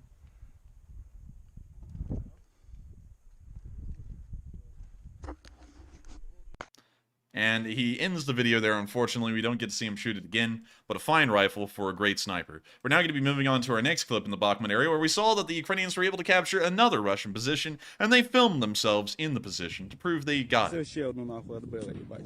7 станок, сейчас буду ебашить, пидора встречать. Пацаны, а ну по привету, нахуй. Пизда, пидорам смерть, нахуй. Підерша лежить знизу. Да, там підерша вона лежить. Де, вона видно їй? Да. We can see them moving around the defensive position here. Ну все, підерша лежить. Taking a look at it. And we can see some stuff on the floor. It looks like some papers. Maybe a backpack left behind. Підора вибили, нахуй. Будемо далі вибивати. We now see him returning back to his machine gun. The PKP. We can also see the AK and also a rig right there as well. And with that, that's the end of that clip, but great to see they were able to capture another Russian position. Some people are actually starting to ask questions about the Barrett Company's rifles. And let's go pull up the Barrett Company. Oh man, they gave them a perfect excuse to pull it up. Yes, and let's go take a look at the Barretts that they have, because there are actually a lot of bolt-action Barretts, but we have to go find the one that would fit the bill. So, obviously, it will not be the M82A1. That one is the semi-automatic 50 caliber rifle. You can see that right here. These things actually go for only, and you know, I'm saying only, considering it's a 50 caliber rifle, this is still incredibly expensive, only $8,000. But you do get a 50 caliber rifle, and 50 caliber on its own can punch through the armor of a BMP-2. So it's pretty much an anti-tank rifle as far as the lighter armor goes. Obviously, you're not going to be getting a T-72 with this thing, but it is a pretty powerful rifle. They also make a more modernized version of this, the M107A1. I've never really seen these things before in my life, but there is a more modernized version of the M82A1 from what I understand. Then there's the Model 95, which is a bolt-action bullpup version of a 50 caliber rifle. Gotta be honest. That's nasty looking. It's nasty, and it's kind of ugly, so I wouldn't really like this thing too much. And also, for some reason, even when they took a picture of this for their website, it looks like it's shoddily built. I just don't know what's up with this one. It just doesn't look that great. Then there's the Model 99. So many of y'all may know, it is the single-shot bolt-action 50 caliber rifle. Kind of funky looking, I'm not going to lie. You can also get the 32-inch barrel version, which turns this thing into a howitzer. Moving on from Let's that. see it in Desert Tan real quick. Desert tan. Oh, wait, it doesn't actually let you change the colors. It just Oh, shows you the man. colors. That's kind of lame. But then we have the MRED. And we can see all of the I like MREDs this one here. a lot. This is nice. And I don't see one in green. You can't get one in green, so that may rule out that it was not an MRED. It looked a lot like one, though, I swear. It looked much like one. Let's go back to that sniper, and let's see his rifle. And let's figure out what kind of rifle it is.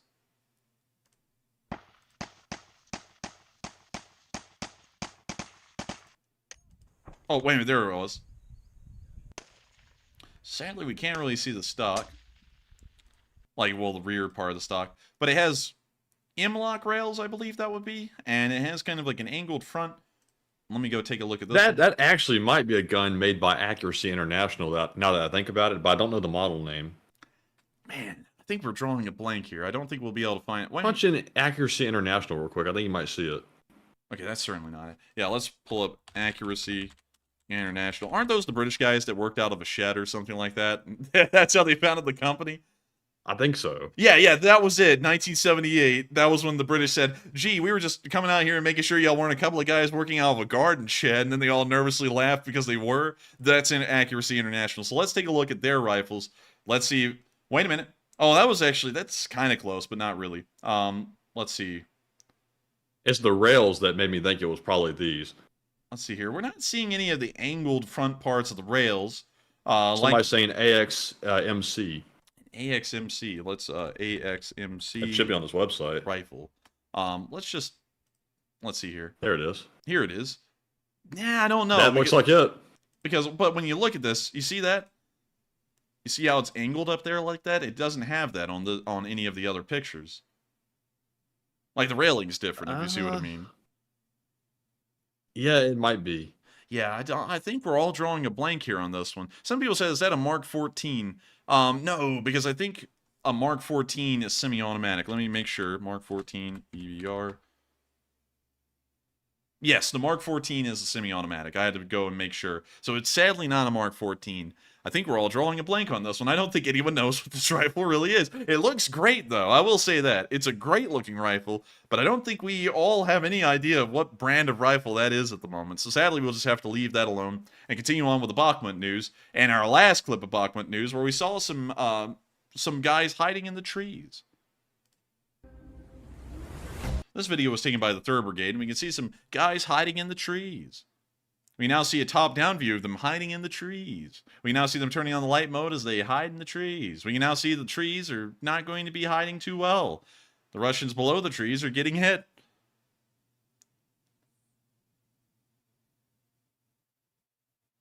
Oh, that confirms it there. If they didn't know it for sure, they now know for certain.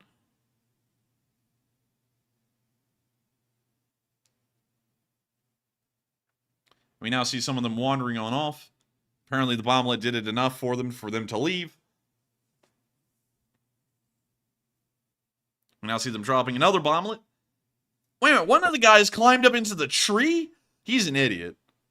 That's pretty stupid. That's pretty stupid, because if a bomblet falls right on top of him, he's screwed. There's no way for him to get down unless he breaks his neck.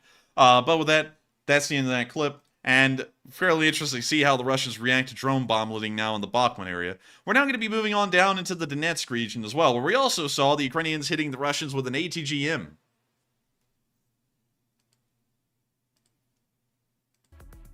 And we're going to have to mute it because we can hear some Euro techno music. But we can see them guiding the ATGM onto the Russian vehicle in the distance. And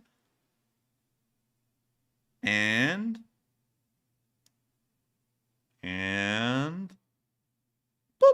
And they got it. Look at that. It's now roasting and toasting. Very nice to see. We always love to see a roasting Russian. Look at that. It's like a strobe. Yeah, it is. It nearly is like a strobe. And we can see the next one being guided in. And it'll probably take a minute this time. We now kind of have an idea of the travel time. Boop. And they got it again. And so that's the end of the clip, but very nice to see that even in the Donetsk area, they're once again hitting Russian forces with ATGMs and making sure to inflict a couple more losses here and there.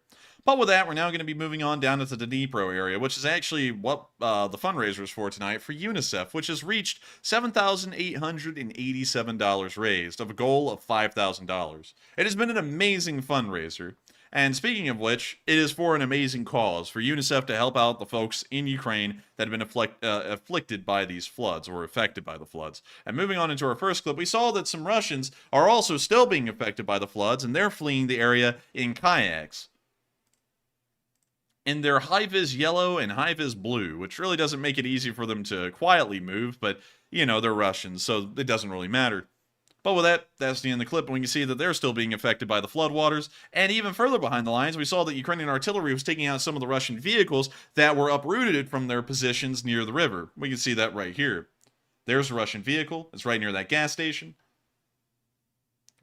And it hits, and the thing goes up in flames. And that thing is roasting.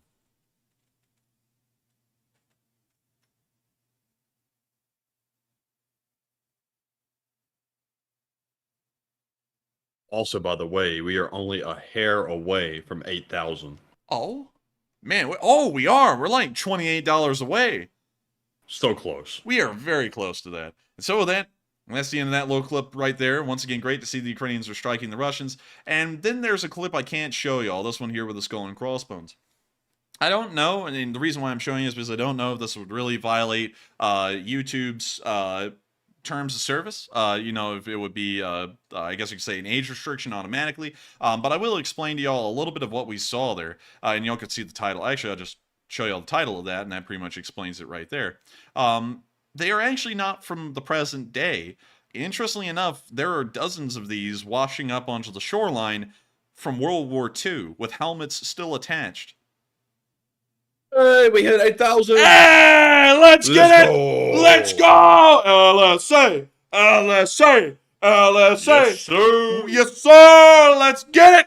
And I gotta say, thank you all so much once again for raising $8,000. Hey, look, Born in Ukraine's donation came through. Why was it only that one? That's the only one that has come through. Oh my god. Why? Why? Why in the world to do that? Did YouTube suddenly fix the problem? I guess they did. I don't know, because it hasn't been showing anyone's donations except for mine the whole stream, and then it shows Born in Ukraine. So you're the only person who's physically been able to be seen rather than me tonight, Born in Ukraine, that has supported the fundraiser. So thank you for putting in $5 for UNICEF, and I've got to thank you all so much once again for getting up to $8,000. We're now up to $8,042 because UNICEF is helping to save loads of lives in Ukraine, and I'm sure that support will help them to keep on running and help them to keep on saving lives in that country. And getting back to this little video here, dozens of these things are washing up on the shore, and what's very interesting about it, Matthew, is that they are from World War II. Huh. And they have their helmets still attached. So they still have the German helmets attached, the Soviet helmets attached, and they're washing up all over the place. And it's just... That's weird. Yeah, What's causing it? Do we not know? The Dnipro floodwaters are causing it. It's uprooting some of the sediments, and inside of those sediments are, you know, some unfortunate souls from nearly 80 years ago that were never recovered, and now they're being pulled out of the sediments and being washed further downstream and onto the shorelines. Oh dear. So, you know, there was a video that we have it here on the map. I cannot show it because I don't know if that would be a problem with YouTube. But y'all can always click on the description and we'll click on the link in the description below for the day 473 map, and y'all can see the video for yourselves. It is very bizarre and very weird. But anyways, moving on from that and up into Kyiv, it is now time for us to cover the speech from President Volodymyr Zelensky. Speech! Speech! So, without further ado, let me put the subtitles up there, and here's the speech. Українці, українки, сьогодні вдалося повернути з російського полону ще 95 наших людей, з них 31 захисники Маріуполя. Більшість рядові, сержанти, 2 офіцерів Збройні сили, Нацгвардія, прикордонники. Дякую нашій команді Буданову, Єрмаку, Малюку, Лубенцю, яка займається обмінами. Дякую за цей результат. Молодці хлопці. Кожного українця, кожну українку ми маємо витягнути з російської неволі. Продовжуємо і нашу рятувальну операцію на півдні України, і вже близько 4 тисяч людей вдалося евакуювати. Десятки міст і сіл залишаються затопленому найгірша ситуація, як і раніше на тимчасово окупованій частині Херсонщини. Знову і знову дякуємо нашим людям, військовим, поліцейським, рятувальникам. Дякую окремо волонтерам, лікарям, місцевій владі, усім, хто допомагає зараз рятувати людей після катастрофи на Каховській ГЕС. Особливо дякую тим, хто допомагає діставати людей, зокрема з окупованих територій. Це надзвичайно складно, небезпечно, це особливий героїзм. Дякую за кожне врятоване життя. Російські терористи продовжують обстрілювати евакуаційні маршрути, пункти евакуації, човни, на яких вивозять людей. Сьогодні внаслідок одного з таких обстрілів були вбиті 3 людей. Мої співчуття рідним і близьким. Ще 10 людей були поранені, із них 2 поліцейських. Це була евакуація з Карташинки, села на лівобережжі Херсонщини. Окупанти створили цю катастрофу, підірвавши дамбу, кинули людей, не призволяючи у затоплених містах та селах, і ще й обстрілюють після цього човни, на яких людей намагаються забрати. Навіть звірі моральніші, ніж ви, російська держава. Цими днями Херсонщину відвідали представники Міжнародного кримінального суду. У перший же день після катастрофи генеральний прокурор направив в офіс прокурора Міжнародного кримінального суду відповідне звернення щодо розслідування цієї катастрофи, і робота вже почалась. Дуже важливо, що представники міжнародного правосуддя на власні очі побачили наслідки цього російського теракту та самі почули, що російський терор продовжується і продовжується ще максимально цинічними та жорстокими обстрілами затопленої території евакуації. Ми вже сприяємо і будемо і надалі сприяти максимально незалежному та об'єктивному розслідуванню Міжнародним кримінальним судом. Всі наші правоохоронці та інші інституції максимально долучені до цього процесу. Повний доступ до уражених територій, до свідків, до всієї інформації та доказів. Це розслідування дуже важливо для безпеки усього світу. Повна і справедлива відповідальність російських терористів та самої держави-терориста. Це обов'язкова передумова того, що в світі більше не буде повторення такого зла. Сьогодні наша держава зробила і черговий санкційний крок проти тих, хто служить злу, яким стала російська держава, проти тих, хто допоміг знищити свободу на території Росії і виконує одну із ключових ролей у репресіях на тимчасово окупованій нашій території і на території самої Росії. 178 саме таких осіб були додані до наших санкційних списків. За поданням Служби безпеки України ми зробимо все, щоб кожна із цього списку помічників російської диктатури відповідали реально за все, що вони наробили проти людей і свободи. За кожну зламану долю, за кожне злочинне рішення, яке допомогло Росії перетворитись на державу-терориста. І ще одне. Звичайно, я вдячний нашим воїнам за цей день. Кожній нашій бойовій бригаді, кожному нашому підрозділу. Осула Хортиця, Таврія, усі, хто зараз бояв, усі, хто на позиціях, усі, хто допомагає. Я дякую вам, дякую за кожен крок, за кожен бій, за кожного знищеного окупанта. Слава нашим героям, слава усім, хто захищає життя України та українців. Ми переможемо. Слава Україні! And with that, Slava Ukrainian. And that is the end of the speech from President Volodymyr Zelensky. And that wraps up our day 473 news summary. And I've got to say, it has been an amazing night for the fundraiser. I've got to thank every single one of you so much once again for raising 7,000, oh, actually over 8,000 at this point, $8,063 in support of UNICEF, so that way they can continue on the amazing efforts that they have been doing in Ukraine. And speaking of all of the amazing efforts that y'all have been doing, Matthew's been posing some very interesting questions about all of the amazing efforts that the Ukrainians have been able to do today, among many other things that a lot of folks have been asking and talking about before the news went live today. And so with that, what do we got, Matthew? All right, and our first poll says, Ukraine says it still does not know the whereabouts of POWs released to Hungary by Russia, and what are your thoughts? 65% said not good, maybe they were lying, 12% said unsure, 19% said I can't tell what's going on, and 4% said it's fine. They will return in time. And I've been told I can't answer the question first. So, Enforcer, what say you? I would say that the reason why, just to explain that real quick, is because I'm not able to read the polls. So, I'm just asking if I can answer first because I don't remember the prompt for that long because there's a lot going on. And to address what is going on with Hungary, I would have to say that I would find it pretty difficult for Ukrainian prisoners to even make it to Hungary because they would have to go through several other European Union countries to get there. So I would have to say that they probably don't know about because that may be misinformation. And if it actually did happen, the European Union probably needs to look into how that happened and why that was the case. And so with that, I hope that does address that fairly well. And with that, we are on. Well, actually, what do you think, Matthew? So on this one, I would say whereabouts of POWs released to by Hungary. I would say not good. Maybe they were lying the whole time. It sounds to me like Ukraine really doesn't have a whole bunch of confirmation as to whether or not how many prisoners were transferred, etc. So to me, it seems like there could be some questionable things going on here.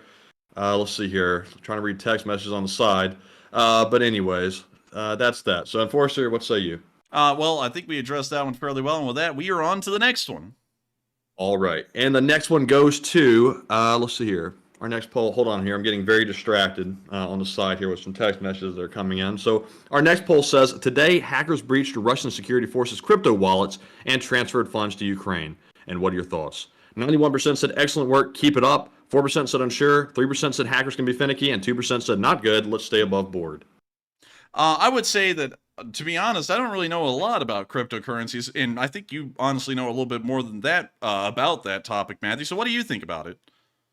I would say that's a good thing. It's excellent work that they're taking money out of the crypto wallets of the Russian security forces.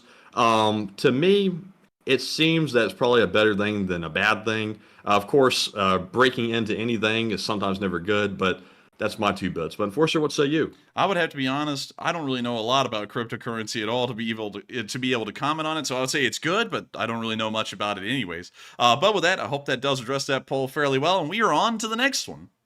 All right. And our next poll says Ukraine says the ICC is now investigating the dam collapse as a Russian war crime. And what are your thoughts? 47% said great, the ICC can prosecute Russia. 26% said the ICC can't do anything. 14% said unsure, and 12% said the ICC doesn't have jurisdiction.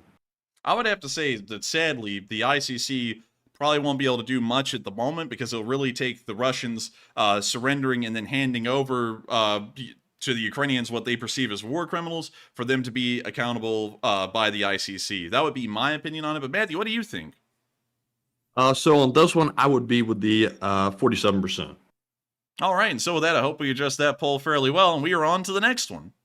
All right, and our last poll says, at this point, do you believe Ukraine's counteroffensive will achieve its objectives or fall short? 73% said it will achieve its objectives, 11% said unsure, 12% said it will be a semi-success, and 4% said it will fall short of objectives. I will say that it probably... And real quick, can you reread that prompt? Because it was read so quickly I couldn't really understand. So could you reread it again? At this point, do you believe Ukraine's counteroffensive will achieve its objectives or fall short? I think it will certainly achieve its objectives, especially with the speed in which it's moving. There's no question at this point that they'll be able to make it almost all the way down to wherever their goal may be, whether it be Mariupol, Berdyansk, or Melitopol at this point. They'll make it to either one of them. And what do you think, Matthew? So on this one, I would be with the 73%. I think it will achieve its objectives. And so with that, I hope we addressed that one fairly well. And with that, we are on to the next one. All right, and with that being said, we're fresh out of polls, so we're moving back into our live chat questions. And our first one goes to LSA Sergeant Figment, who says, is Crimea within reach now, or is that the next possible offensive? I don't think it's in reach at the moment, especially considering the amount of ground that the Ukrainians have to cover in between the current southern front and Crimea, and also considering that there's a floodplain in Kherson, there's no possibility of an offensive through there. I would say that that probably would be a second objective after this offensive is over. This offensive is most likely looking at Melitopol being its primary goal, and then Crimea would have to be another goal for another offensive later on down the line. But that would be my take on it, and that's just my opinion. And so with that, I hope we addressed that fairly well, and we are on to the next one. All right, and our next question goes to ABCD, who says, what would be the impact on NATO if the mines pushed into the Black Sea by the dam flood would sink a Turkish, Romanian, or other NATO ship? The impact could be pretty severe, especially considering that it would be a NATO ship. It could be assumed that the Russians did that deliberately, but at the same time, it probably also wouldn't be viewed as the case, considering that the mines were swept out in a flood. So there may be a little bit of leeway given there, but at the same time, there's also the chance that we would not give any leeway there, and it would lead to a pretty severe response by NATO. But once again, it really depends on what NATO wants to perceive it as. And so with that, I hope that does address that fairly well. And we are on to the next one. And the next one goes to Cody, who says, I've seen some people saying Russia blew up another dam, and is it true? I would say, yes, Russia did blow up another dam. Some people have been talking about it. It is far smaller than the Novokakhovka Dam. It's not one of the major dams that is along the Dnipro River again, but they did blow up a smaller one in the area of the southern front to try and slow a Ukrainian advance, but the chances of that really being effective are quite small because the reservoir behind this dam was also quite small. It may only flood one village or two villages, and then the Ukrainians just bypass the area and move around it. So not really as big of a deal as the Novokakhovka Dam, but once again, the Russians blowing up another dam to slow a Ukrainian offensive. And that is pretty damning evidence that they probably did blow up the Novokakhovka Dam as well, because we're seeing that that is a part of their doctrine to try and slow what they perceive as Ukrainian attacks or advances. So with that, I hope that does address that question fairly well. And with that, we are on to the next one. And the next one goes to Toker, who says, quick question, is this war that teachable for NATO, seeing as no air assets are used? It is teachable for NATO as far as in learning how the Russian Federation operates, their military in the modern day, but beyond that there isn't really much for them to learn because once again they are training the Ukrainian army in how to fight a war, and it shows that they already understand how to fight a war quite well, and so there's really not much for them to learn in that regard, but there is a lot for them to learn in how the Russians behave, at least in the modern day, compared to the last time we saw the Russians operate, which was around in full force in the early 2000s in Chechnya. And so with that, I hope that does address that fairly well. And with that, we are on to the next one. All right, and our next one goes to David Myers, who says, there's a lot of talk. Putin will let Ukraine into the borders of Russia and then use a tactical nuke on Russian soil. And what are your thoughts? Can you reread that one again? He said, there's a lot of talk that Putin will let Ukraine into the borders of Russia and then use a tactical nuke on Russian soil. And what are your thoughts? I doubt that, because that probably still would not be a good look, and I don't think the Russian citizenry would take that as a good thing either, considering that a lot of Russian citizens will probably end up getting killed in a tactical nuclear use like that. So I'd have to say probably the case would be not so much. I don't think they would do that. I think if anything, they would probably use a tactical nuke on Ukraine before they used a tactical nuke inside of their own borders. And so with that, I hope that does address that fairly well, and we are on to the next one. And the next one goes to Stefan Fisher, who says, Enforcer, do you know how far you guess the Ukrainian forces have pushed? I would say, the Ukrainian forces in some places have pushed several kilometers deep. We're seeing maybe about 7 kilometers deep at the best. And so that's about the rough estimate right now. It's about 7 kilometers. And so with that, I hope that does address that fairly well. And we are on to the next one. And the next one goes to DDK, who says, does Russia have artillery shells similar to the Excalibur? No, they do not. We do not know of any guided shells like the Excalibur shell, or I believe the M982 is its actual name. We do not know of any other rounds that the Russians have that are similar, and that's also why their accuracy is quite poor. And so with that, I hope that does address that question fairly well. And with that, we are on to the next one. All right, and let's see, let's see.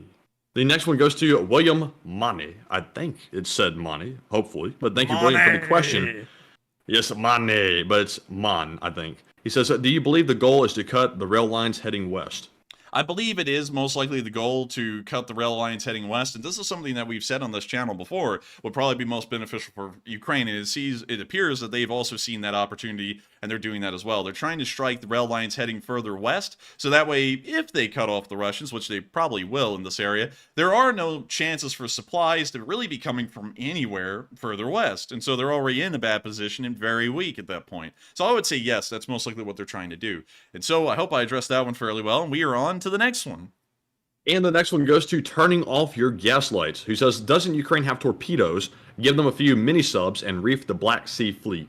I would say that they do have torpedoes, but I don't ever think their boats would get close enough, manned boats, and that would also be a pretty big risk to send in trained crews to go towards the Black Sea Fleet on smaller torpedo boats and try and torp them. That would be pretty dangerous, but it is something they could try nonetheless. So maybe they should give it a go, but I have a feeling that might end up in some Ukrainian losses and less success relatively. I think it would probably be best for the Ukrainians to continue to use the kamikaze boats because they do the same thing, but they also don't put Ukrainian lives in jeopardy. And so with that, I hope that does address that fairly well, at least in my opinion. And with that, we are on to the next one.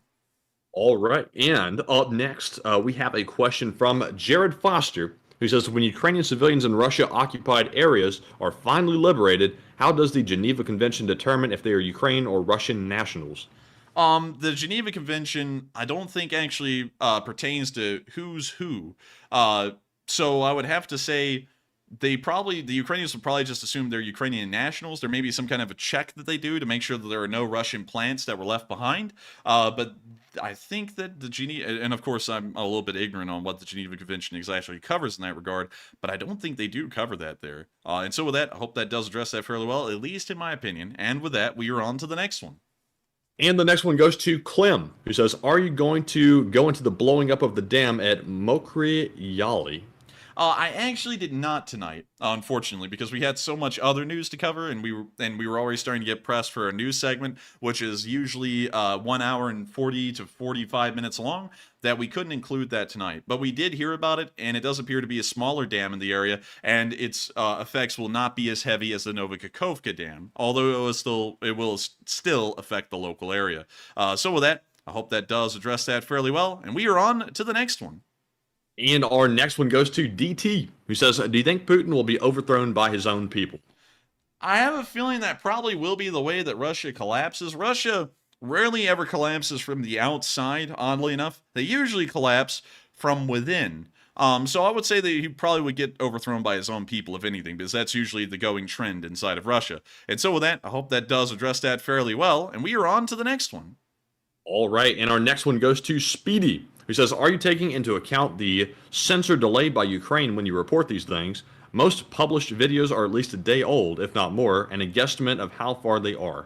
Yes, we do take that into account, but when videos come out today, we count them as today's news, although we also give the update that they are no longer in that area. They have moved far beyond that because those videos are old. So yes, we do take that into account. And so with that, I hope that addresses that fairly well. And also, Matthew, what the hell's up with this MM in the chat? Everyone's saying MM. Oh, it's a very long story, but it appears the fellow has incited something over here, but no proof of that yet, but it's the rumor. Ah, okay. Well, anyways, with that, we are on to the next one. All right, so up next we have a question from Chaz Vegas, who says, if supply lines are 100% broken, is Russian doctrine to retreat or to escalate? Example, the big button. Usually, their doctrine would be to retreat. But at the same time, this war is a little special, and we see that they're not really working off a normal laid-out logic, so they may escalate. But I would honestly say they would probably retreat. And so with that, I hope that does address that fairly well, at least in my opinion. And also to give a precedent for that, so far we've seen them retreat in every other instance. We saw them retreat from the Kyiv area, we saw them retreat in get beat back in Balaklia, and we also saw them get beat back in Kherson. So far, the precedent's been to retreat. It's never been to escalate. And so with that, I hope that does address that fairly well. And with that, we are on to the next one. And our next one goes to Daniel, who says, would you rather blow the Kerch Bridge and trap the orcs, or allow them to escape, clearing the area? Probably allow them to escape and clear the area would probably be the best thing to do in that situation, because if you give them a way out, they probably will take the way out. They probably won't allow their army to just get beat to death in Crimea, so I have a feeling it'll probably be best to leave that as a route of retreat for them. And so with that, hope that does address that fairly well, and we are on to the next one. And our next one goes to Camera Expressions, who says, how far south does the Ukraine army have to go to hit the Kerch Bridge with long-range missiles? The farthest south they have to go with the HIMARS, which is their longest-range conventional missiles, would be about right here where the mouse cursor is on the Kerch Strait. They would have to pretty much take all of Crimea to start hitting the Kerch Bridge with missiles. So it would be a pretty pretty far jaunt to get down there and be able to do that. Now, if they wanted to hit it with a Storm Shadow, they would just have to take the coastline along the Azov, fly an Su-24 a little bit out into the Sea of Azov, fire off a missile, and then they would be A-OK. So it really depends on the delivery system. With a Storm Shadow, you only have to really take the land bridge in this area. With a HIMARS missile, you would have to go all the way down Crimea and almost to the Kerch itself to be able to hit it. And so with that, hope that does address that fairly well. And with that, we are on to the next one. All right, and our next one goes to Tobias, who says, has there been any sightings or reports of the CV-90 on the front lines so far? Not yet. They have been transferred from Sweden and into Ukraine, but we haven't been seeing any of them on the front lines yet. I believe Ukrainian crews are still in training for those CV-90s, but we probably won't see them on the front lines maybe for another 2 or 3 months. That would be my assumption. And so with that, I hope that does address that fairly well, at least in my opinion. And Matthew, we always know it's in my opinion. Oh, man, I'm telling you. Oh, I'm telling you. I'm telling you. I get no respect around here. Oh, man, I'm telling you. But with that, I hope that does address that fairly well. And with that, we are on to the next one. And also, real quick in the live chat, I saw Kaltenberg say, Matt, what is the update on our drone? And Enforcer, do you have any new info? Yes, it is stuck in DHL right now because for some reason they couldn't contact the logistics company that's supposed to be sent to transfer over for the first time, and so now I have to go and clear that up, and it's proving to be a little bit difficult in the background. But rest assured, it is in DHL and it is going to Poland.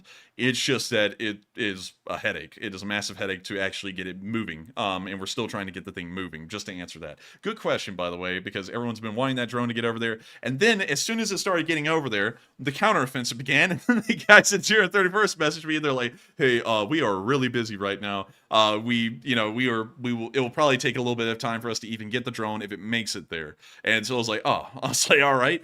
So then that also took a little bit of the pressure off of the problem that DHL is having, because even if it did make it there soon, they probably wouldn't be able to get it soon because everyone in their unit is currently involved in the counteroffensive right now. But with that, I hope that does address that fairly well, and we are on to the next one. Customs is really a nightmare. Like, to send anything out, like for a drone, for example, I don't even understand why sending a drone is a controversial thing with customs. It is insanely controversial. I mean, like, and also Jeff Fusion said DHL is horrible. Yeah, I know, but it's really the only way to get stuff over there that close to Ukraine. So they kind of have a monopoly on that. So yeah, and also they sent their flag to us through DHL, and it did end up getting here. It just took a month for it to get from Ukraine to here through DHL. And I don't know what's up with that, because they shipped their drone from Dnipro. Well, not the drone, their flag from Dnipro through DHL. And so DHL works operating out of Ukraine, but they don't work operating into Ukraine. I don't know what's up with that, because we couldn't send it directly into Ukraine. We had to end up finding like middlemen to get it across the border and then to them.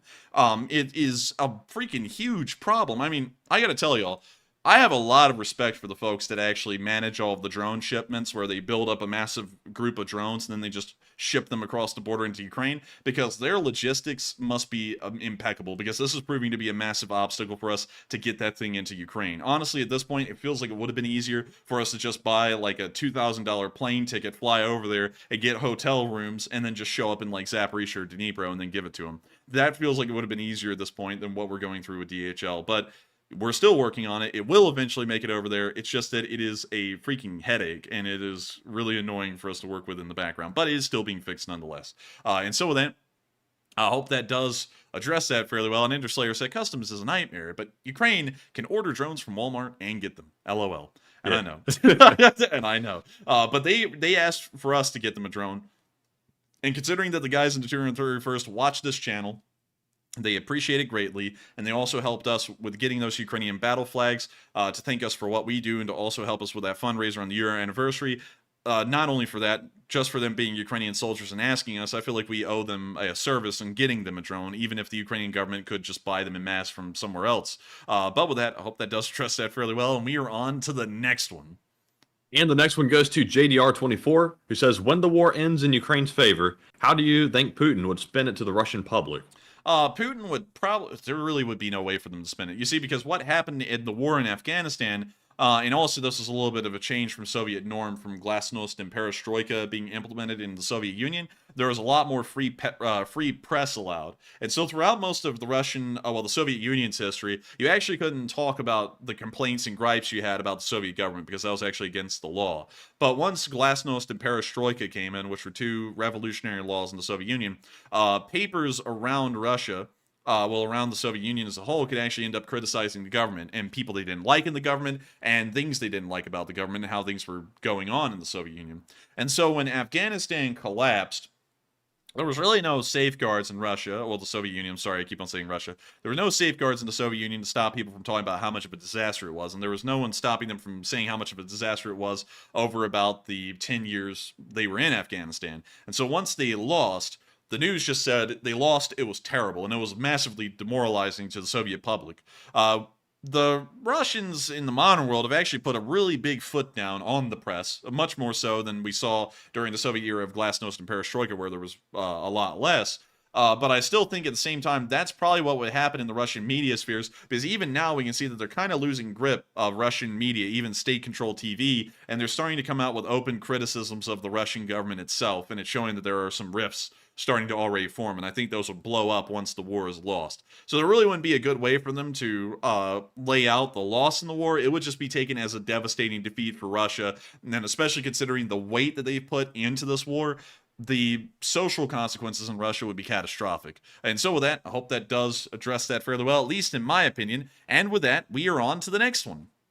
All right. And up next, we have a question from BSG Wolf, who says, do you think part of the motivation for blowing up the dam was to intentionally cut Crimea off from water as a cover to evacuate or withdraw from Crimea? It may have been. But at the same time, they could have just done that anyways. Like, they could have let the Ukrainians take the dam and then said, oh, we're not getting water. Well, time for us to go back. They could have done that too, and that would have probably been a lot less labor-intensive for them. But blowing up the dam, I guess, is another way to do it, and I would say that's a plausible option. And so with that, I hope that does address that fairly well, and we are on to the next one. But before we get on to that next one, how many do we have left, Matthew? I've collected a bunch tonight. We have about 30 left. Tree 50? About with that, we are on to the next. 357. Tree 57, or more like 11, 12. But anyways, with that, we're on to the next one. And the next one goes to Intersubjective, who says, should the U.S. drop sanctions after Ukraine wins or until regime changes in Russia? I would say, I think they should continue the sanctions, not depending on the war ending or a regime change. I think they should just continue them regardless for maybe the next decade or so, because there has to be consequences for what they've done. And of course, some people are going to say, oh, but the Russian people are innocent. No, they're not. No, they're not. I would have to be honest with y'all. I don't think a lot of the Russians are innocent people. Most of them are not. And I think that the entire Russian Federation should be punished for what has happened in Crimea. And so regardless whether there's a regime change or the war ends, I think that sanctions should last for maybe the next 10 years. And so with that, I hope that does address that fairly well. And also, Matthew, look at there when they get in the tree 50 joke. 350. Speaking of 350, we're up to 8.5 thousand on that fundraiser, by the way. Holy moly! That's a lot more than 350. I'm not going to lie. Damn! Wait a minute, Matthew. Damn, son, where'd you find this? Wow. Hold up. Walk with your boys. Trapaholics. We make it look easy. Walk with your boys. Walk with your boys. But anyways, with that, we're getting too sidetracked by that. We are on to the next one. And the next one goes to Uper Jim, who says, hello, Enforcers. I've been on the channel since the first week of the war. And when does Ukraine retake that chicken tender? Ukraine will probably not retake the chicken tender until some of the last moments of the flanking actions around Bakhmut, because the chicken tender is all the way at the rear of Bakhmut. And that's why it was such a formidable defensive position at the onset of the battle. Because if we go over here and we look at this, when the Russian forces were advancing towards Bakhmut, they had to take this hill first. That was the first thing they had to take. And so while it was the first thing in the battle when the Russians were attacking, it's probably going to be one of the last things in the battle when the Ukrainians are counterattacking. They'll probably take this as one of the last things in the town. In fact, I don't think they probably ever take this. The Russians would probably withdraw from Bakhmut at that point, because the Ukrainians would have swept around the flanks so far that there really would be no reason for them even trying to fight over the chicken tender. It would be a pointless defensive position at that point. But it would probably be near the very end of the Battle of Bakhmut in the Ukrainian counterattacks version. And so with that, I hope that does address that fairly well. Very poor broken English. And with that, we are on to the next one. All right, and up next we have a question from Richard Rohde, who says, did you hear that Russia plans on hitting back with like 100 attack helicopters and similar amount of planes? Russia hitting back with that? Supposedly. Hell no. Nah, they don't have that kind of stuff to work with. If they did, they'd probably start losing it fairly quickly with all of that in action at the same time over the southern area of Ukraine. So I'd say I probably doubt that greatly. And so with that, I hope that does address that fairly well, at least in my opinion. And with that, we are on to the next one. All right, and our next one goes to Clyden, who says, I heard Wagner and Nutsack have been long banned by Russian media. If so, the Russian public doesn't see his rants, and what are your thoughts? That's what we've heard as well, and we also reported that on this channel. And we think that is the case because we don't really see him getting mentioned a lot on Russian state TV anymore or the Wagner Group at all. And so that may be the case, and those rants may be getting a lot less attention from the Russian public than they would otherwise if he was allowed on state TV. And so with that, I hope that does address that fairly well. The bots are still rolling in strong, Matthew. Get him, Matthew. And with that, we are on to the next one. And for any other bots out there, this is a PSA. You might last for 5 seconds. You might get your words out, but your words will be in vain because they will disappear into the black hole of bot hell. But with that being said, we're moving on. All right. Good God. We're moving on to our next live chat question, which goes to Olam, who says, speaking of the people in the flood zone, any word on how they're doing in there? Well, it depends on which side you're talking about. On the Ukrainian side, they're not doing that bad. On the Russian side, folks are just drowning to death, and there's no real recoveries happening. So it really depends on which side you're talking about. It's going great on the Ukrainian side. It's going very badly on the Russian side. And I would assume that on the Russian side alone, there are probably thousands of Ukrainians that have ended up dying in the flood, which is very sad to think about, and once again compounds the crimes that the Russians have committed against the Ukrainian people. And so with that, I hope that does address that fairly well. And I gotta tell you, man, I'm still reeling in shock from that hard line you just delivered. I was like, good God. But it goes hard. Feel free to screenshot. Man, and speaking of that, have you seen, like, did you see Zelensky, like, tonight on that speech? Honestly, man, it looks like he's getting on into that, like, that way in the lift. I mean, like, he's out there going Slava Ukraini and Slava the lift because he looks like he's getting swole. Like he's like working out. I'm not gonna lie, Zelensky is kind of like, you know, what you strive to look like as a guy, just as like in physique. I've never been able to get to that point. Like no matter how much I eat, I cannot bulk up. But you know, I know everybody's gonna say, well, you got to put in the effort, you got to eat right and everything. But it's like if you have a slim frame like me, it's tough to do. But maybe one day I'll look like Zelensky. But he's lucky. He's built. Oh, man, I'm telling you, I get the respect around here. My body just sits there and I try and eat a little bit and I get real fat. Oh, man, I'm telling you. A little bit of food does me bad, real bad. Not even food gives me any respect. Oh, man, I'm telling you. It's terrible, real bad. Oh, man, I'm telling you. I need to lay off the pizza a little bit. Oh, man. Go on a diet or something. Oh, man. But the food's so good. Oh, man, I can't help it. Oh. But anyways, with that, yeah, I don't, obviously y'all can tell I'm not exactly swole or anything. But with that, we're on to the next one. All right. And also, I see some folks mentioning Shy, which was accidentally banned out of the live chat last night. Apparently, she is still not able to talk. Real quick, let me grab one more bot out of here. There we go. An accidental ban? Yes, accidental ban. She was making a joke about another individual, but it came across like she was saying it to us. So it was a misunderstanding. But with that being said, I've tried to unban Shy, and this is a problem with YouTube Studio. It doesn't give you an easy option to unban someone, so I had this problem last time, so let me go back and take a peek later after the stream and try to get that fixed. They are an approved Sorry user. about that, Shy. They are an approved user, so they should be back. I don't think that's the right Shy. I think there's a different profile pic. Let's see. Oh, man. Some of the names of the people we banned, you just look at them, it's like, oh my God. Let's see here. Let's see. Let me look through this real quick. Sorry, everyone. I hate to do this on air, but I also want to see if we can find them. Let's see here.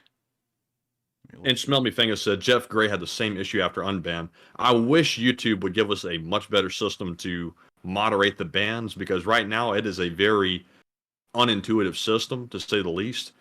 So once someone's banned, unless I can catch it really quickly, it's nearly impossible to undo it. But I'm confident we can find a way. And let's see. I'll look into this after the stream, hopefully, and try and fix this, because there are at least I would say at least 1,000 people banned, and I'm trying to look through all of them right now. I just saw Vladimir Putin. We banned him a while ago. Let's see. Oh, dang. Good God, there's so many of them, Matthew. There's millions of them. Let's look at the chat. All right, hang on. Let's see. After free shy. We're trying. But let's see here. We also had that problem a little bit with Joseph Sika, because y'all may remember the night that we banned him out caution because we thought he may have been, sauce, but he wasn't, and he was just kidding around. And then we had that problem with him too. But we were able to get his account back on. And I'm trying to look for Shy. And Matthew, I hate to say it, but last time OZ Jeff Gray had to create a whole new account because for some reason we couldn't get him unbanned. So I'm not really sure. We'll try to figure it out though. I just went through everyone's name. I couldn't find Shy. So what we could do is, if Shy is watching, and so if y'all are able to contact Shy, tell them to go to this timestamp on the stream. If you can, reach out to us on Twitter, and we will then try and sort it out there and make your specific account an approved user, so that way you can comment here again, because apparently it was an accidental ban. So with that, I hope that does address that fairly well. Sorry about that, everyone. I didn't know that even happened. And with that, we are on to the next one. And our next question goes to Laverne, who says, I've seen a lot of Ukraine forces pushing hard and making advances. Do you think it'll happen every day, or is it beginner's luck so far? What happened? Reread the line. Laverne says, I've seen a lot of Ukraine forces pushing hard and making advances. Do you think it will happen every day, or is it beginner's luck so far? I would say it's not beginner's luck. That's probably going to happen each and every day at this point, especially once they finally break through all 3 defensive lines everywhere. That'll probably start to happen every day, all the time. And so with that, I hope that does address that fairly well. Also, everyone's telling me where to look for the banned list, and I know where to look for the banned list because we've had to deal with that before, and they are not listed there. There were only 400 people just about listed in that thing, and I know that we've ended up banning a good amount more than that, and for some reason their name was not included there. But with that, I hope that does address that fairly well, and we are on to the next one. And the next one goes to Relitza, who says, did you see the news of the Russian draft dodger that was eaten alive by a shark off Egypt's Red Sea coast? Now, that's karma. No, I did not hear about that, and that's pretty wild, I would have to admit. Have you ever heard about something like that, Matthew? Eaten alive by a shark. What was he doing in the sea of Egypt? I don't know, but, Matthew, I think I've heard about something like that before. Oh? Oh? Jaws? That one in Egypt? Well, I mean, like it was in Massachusetts, but that's close enough. That's geographically close enough. But anyways, with that, I hope that does. That shark speaks a whole nother language over there on the other part. Man, the shark off the coast of Massachusetts going. Meanwhile, the shark off the coast of Egypt sits there and it talks in like ancient Greek or something like that. It's like and then it just eats the guy or something. But anyways, with that, I hope that does address that fairly well. And with that, we are on to the next one. And the next one goes to Kirk Larson, who says, why doesn't Ukraine advance at night instead? Ukraine does advance both in the day and at the night, but daytime operations are always easier than nighttime operations, because although they have night vision devices and infrared devices and all that, it also is just easier to see in the daylight. You don't have to have any visors or goggles or anything like that to be able to see in the day. And while they have an advantage over the Russians at night, it is still a lot more difficult to fight at night. And so with that, I hope that does address that fairly well. And with that, we are on to the next one. And the next one goes to Trister1, who says, do we really consider T-55s as MBT? No, not really. I mean, like, really, when that thing was made, it was still within the category of a medium tank, not a main battle tank, because way back in the day, up until the Leopard 1 was introduced into the service, which was, well, really, it was the Centurion Mark III that was considered the first main battle tank. But even then, that's kind of a bit of a gray area. Most people consider the Leopard 1 to certainly be the first main battle tank ever made in history. And then beyond that, that's when the main battle tank thing came to be. Before that, tanks were divided into multiple groups. You had heavy tanks, medium tanks, and light tanks. Those were your primary groups, and then you had other groups beyond that. And so when the T-55 was actually introduced into service in the mid-50s, it would have actually been classified as a medium tank and not a main battle tank. So you are correct. It isn't really a main battle tank, but as far as the modern world goes, all tanks end up being main battle tanks, and they're used in that role. But you are correct. It is a medium tank. And that's actually really sad that they've gone so far back in time to pull out armor out of their ass that it wasn't even classified as a main battle tank when it entered service. And so with that, also, Tasman006 said, sorry, I disagree for the day. It was an MBT. The Centurion was the first MBT. Let's see, the Centurion was the first. A lot of people say that, and there's been some argument in the tank world if that really was the first MBT. I classify it as the first MBT, but everyone is still kind of on the same page right now, from what I understand, that the Leopard 1 is certainly, without a doubt, the first MBT without a question. And there are some people who refute the idea that the Centurions were the first main battle tank. So that's why I'm saying it may have been a Leopard 1. But also a lot of people say that the Centurion was also a main battle tank as well, and the first of its kind in history. And I would say that's true because it does have all pretty much the same characteristics that a Leopard 1 would have, especially tanks like the Centurion Mark X that have almost the same gun as 105mm L7A1, I believe. And so it is pretty much the same in all regards, and I would say it was a main battle tank, but for some reason there's a decent amount of argument out there about that. But I would agree with you, Tasman. In my opinion, it's a Centurion. But with that, hope that does address that fairly well. And let's see, from the chat line, she was originally banned. Oh, dang, TGS just said that's the easiest way, because that's how we typically, also, let's see here. Let me get this slide bot. Yeah, it's typically, speaking of banning, but anyway, it's typically easier to be able to catch it while you see it in the chat. If you have to resort to going to the list, that is troublesome to say the least, because we have banned a lot of folks over the many months, a lot of bots. So there's probably thousands in there. But probably the best way to do it would be for Shy to reach out to us over Twitter, into our DMs, and then we'll be able to get the URL for their YouTube account, and then make that a verified user, which will automatically unban them. So with that, I hope that does address that fairly well, and hopefully we will be able to fix that here soon. And with that, we are on to the next one. All right. Let's see. I don't know what this crazy person's talking about, but they got to go. I don't know what that was about either. I was looking at that, I was like, damn. I mean, what the... Anyways, with that, we are on to the next one. And the next one goes to Tool, who says, how many Ukrainian soldiers are still prisoners in Russia? Martyr, prepare to fire, hanging, fire, boom. That's such a content, like, man. I was like, oh my lord. Can you reread that again? Because the mortar fire over there distracted me. How many Ukrainian soldiers are still prisoners in Russia? I would say probably over 1,000 of them, but I don't know an exact number, and I'm not sure if there's ever been an exact number published to the world. So at the moment, I'm not really sure. And so with that, I hope that does address that fairly well. And with that, we are on to the next one. And the next one goes to Ted B, who says, how does Enforcer think the decisions-making segment of Russia is taking the nutsack dissonance? They're not really taking it that well, I would assume, because dissonance against the primary government of the Russian Federation never goes well in Russia. So I'd assume they're probably not taking that well at all. And so with that, I hope that does address that fairly well, and we are on to the next one. And the next one goes to Marcia Tucker, who says, which would have the best leverage if they choose to use it against Russia? Would it be NATO, UN, or EU?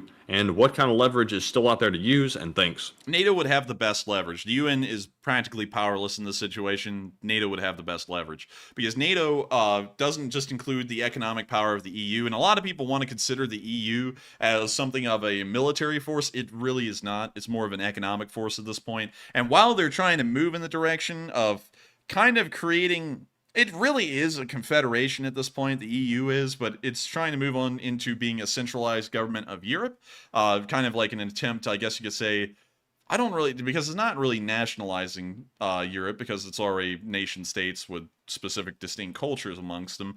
I wouldn't really know what the term would be. It's not globalizing either, it's another term. But I'm really drawing a blank at it, but it's kind of a confederation government, and so it doesn't really have the direct power to have a military force at its beck and call as the entirety of the EU. That's something that each country would kind of have to do on their own in the EU, hence the idea of it kind of being like a confederation. It's really more so of an economy, in all honesty. The NATO group, the NATO alliance, would have a lot more power than EU, not only because it is not the EU and it's not a confederation, it's a military alliance and a defensive pact. It also draws directly on the military might of the United States, which on its own, the United States has a larger military than the entirety of the European Union combined, which, you know, means a good deal. And also the funding in the US military is higher than the entirety of the European Union combined. So I would say that it is probably better for NATO to leverage the Russians than the EU or the UN, because the UN is powerless. The EU really can't do anything in this regard, in this specific direction. They can only do economic actions, and NATO is really the only one that can take any kind of military action. So I would say that would be the best one to leverage. And so with that, I hope that does address that fairly well, and we are on to the next one. Before we get on to the next one, how many do we have left, Matthew? Probably about 20 or 30. Holy moly, man! You've been Still, somehow. have you been adding to the spreadsheet? Yes. Holy moly, man, that's a lot of questions. But with that, oh man, we got up to $8.7 thousand. When that happened? I don't know. I just looked at it. I was like, let me check the fundraiser for a second. We got up to $8.7 thousand. Holy moly! But anyways, with that, thank y'all for getting it up to 8.7. I don't even know when that happened, but it got way up there. And so with that, I hope that does address that fairly well, and thank y'all once again for getting it up that high. That is incredibly high, almost twice as high as the fundraiser goal. And with that, we are on to the next one. And would you like to answer 3 more questions? Oh, Matthew's going to try and give me the easy way out. You're going to give me the easy way out. You know, Matthew, like that meme I showed you. I see they got you working the easy shift. But anyways, Yes. We will answer just 3 more questions, and then we'll be rounding out tonight's stream, because usually fundraiser nights are shorter length streams. And so with that, we are on to the third to last question of the night. All right, and this one goes to Ender Slayer, who says, have you seen the new M10 Booker? It was named after 2 soldiers. The M10 Booker, is that what it's called? Yes. The M10 Booker combat vehicle. Ooh, I like that. That's cool. That's pretty cool looking. That's pretty neat. It kind of looks like a mix of a Bradley and an Abrams, but the Abrams has been squished down a whole load in this thing. Oh, that's it. The headline says, toxic fume issue fixed. That's not a good dear. beginning. Oh, and by the way, I love these new Army uniforms. They look great. Oh, yeah, those look pretty good. What were you looking at? What happened? What were you looking I don't know. at? It took me a minute to like register in my mind while I was looking at it. Man, I gotta say, I gotta be honest with y'all. When the Army had green uniforms, green dress uniforms, I'm not talking about the ones from like the 90s and the 80s and stuff. I'm talking about the ones from like the 40s and earlier, like really the 1920s to the 1940s. I honestly have to say, I think that was the peak of U.S. Army dress fashion. I really do think it was. And so I like to see that they returned to it because it looks good. I have to say, it looks a lot better than those blues. I don't like the blues. Yeah, the blues, they're okay. Man, man, I'm sitting there, I'm like, oh, is he? You go to respond? But anyways, this is a really cool little light tank right here. What role is this supposed to fill in the Army? Are they, let's see, poor performance of the Sheridan. Let's see, the Army began in the 80s. So this is once again trying to fill in the light tank role that we haven't had since the Sheridan was retired. And the Sheridan was retired, I think, right after the Gulf War, like in the very early 90s. So it looks like this is an attempt to once again fill that light tank role. And I gotta say, it looks really neat. Not a lot performance-wise appears to be known about it, but we may see this thing in service, and I think it's really neat. And so with that, I hope that does address that fairly well. We are on to the second to last question of the night. And this one goes to Osiris, who says, do you think the old Romanian MiG-21s, 12 in total, could and should be donated to the AFU as a drone/cruise missile hunter squadron to help air defenses and free up more capable aircraft? Possibly, but at the same time, I don't really know how modern those Romanian MiGs get, and there's only so much you can push an old airframe to be modern in, and I think those MiG-21s, even if they are the BIS version or even more advanced than the MiG-21 BISs, they probably won't be able to be competent or modern enough to really intercept cruise missiles effectively. So I think we would probably be better pressed to go and find more modern aircraft like MiG-29s to give to the Ukrainians than the MiG-21s. I mean, something's better than nothing, but I feel like they might not even do well in that role because they are incredibly old. But with that, I hope that does answer that question fairly well, at least in my opinion. And with that, we are on to the final question of the night. And so, who is the lucky last person to throw in the lucky last question of the night? And that viewer is Nate, who says, I'm just curious. The news I've been paying attention to was with the damages of the nuclear plant. And if the plant were to be destroyed, how much of this would affect the future of Ukraine and affiliates? That would actually affect the future of the world because there's a massive difference in between this meltdown and a Chernobyl meltdown. A Chernobyl meltdown had to do with one reactor. And that reactor didn't do that bad because there was a lot of efforts taken by heroic folks at the scene to try and limit the effects of the radiation. However, that wouldn't happen here because if the reactors were blown up, the Russians would probably try and blow up all of them at the same time. It's in the middle of a war zone. The Russians may try and interfere with people trying to repair the reactors. And with 6 reactors going into meltdown, the effects would be catastrophic, probably worldwide, and probably would be for a very long time. And so, honestly, I'd have to say that if the reactors were blown up, we're looking at a situation that doesn't just affect Ukraine, it will affect everyone in the world equally. And that's why I put so much precedent and importance on making sure to crush the Russians in that area and create a security perimeter around Dnirpo, because the chances of that happening is too grave at this point and too severe for the entire world, and I think that we certainly need to step in and stop that from ever having a possibility of happening. And so with that, I hope we addressed that fairly well, and it is the end of tonight's stream. I've got to thank all of y'all so much once again for watching. It's been an absolute honor to run tonight's news, and to help raise nearly $9,000, $8,716 exactly, in support of Ukraine. I thank you all so much once again for watching. If y'all did enjoy, make sure to subscribe. It makes us really happy when folks subscribe to our channel because it lets us know that people actually enjoy what we do, and we run this 6 days a week at 10 p.m. Eastern Time. So on top of enjoying what we do and letting us know that, you also get to watch this news 6 days a week. We also run daily war summary videos, which come out every single day of the week without fail, unless if there's a very special circumstance like the beginning of a counteroffensive, and then we usually don't upload a video then. But with that, good night, good luck, stay safe, take care, Slava Ukraini, and long live the Lee Spring Army. And congratulations on another successful fundraiser, and Slava Ukraine! Yes. The Leaf Spring Army sends its regards.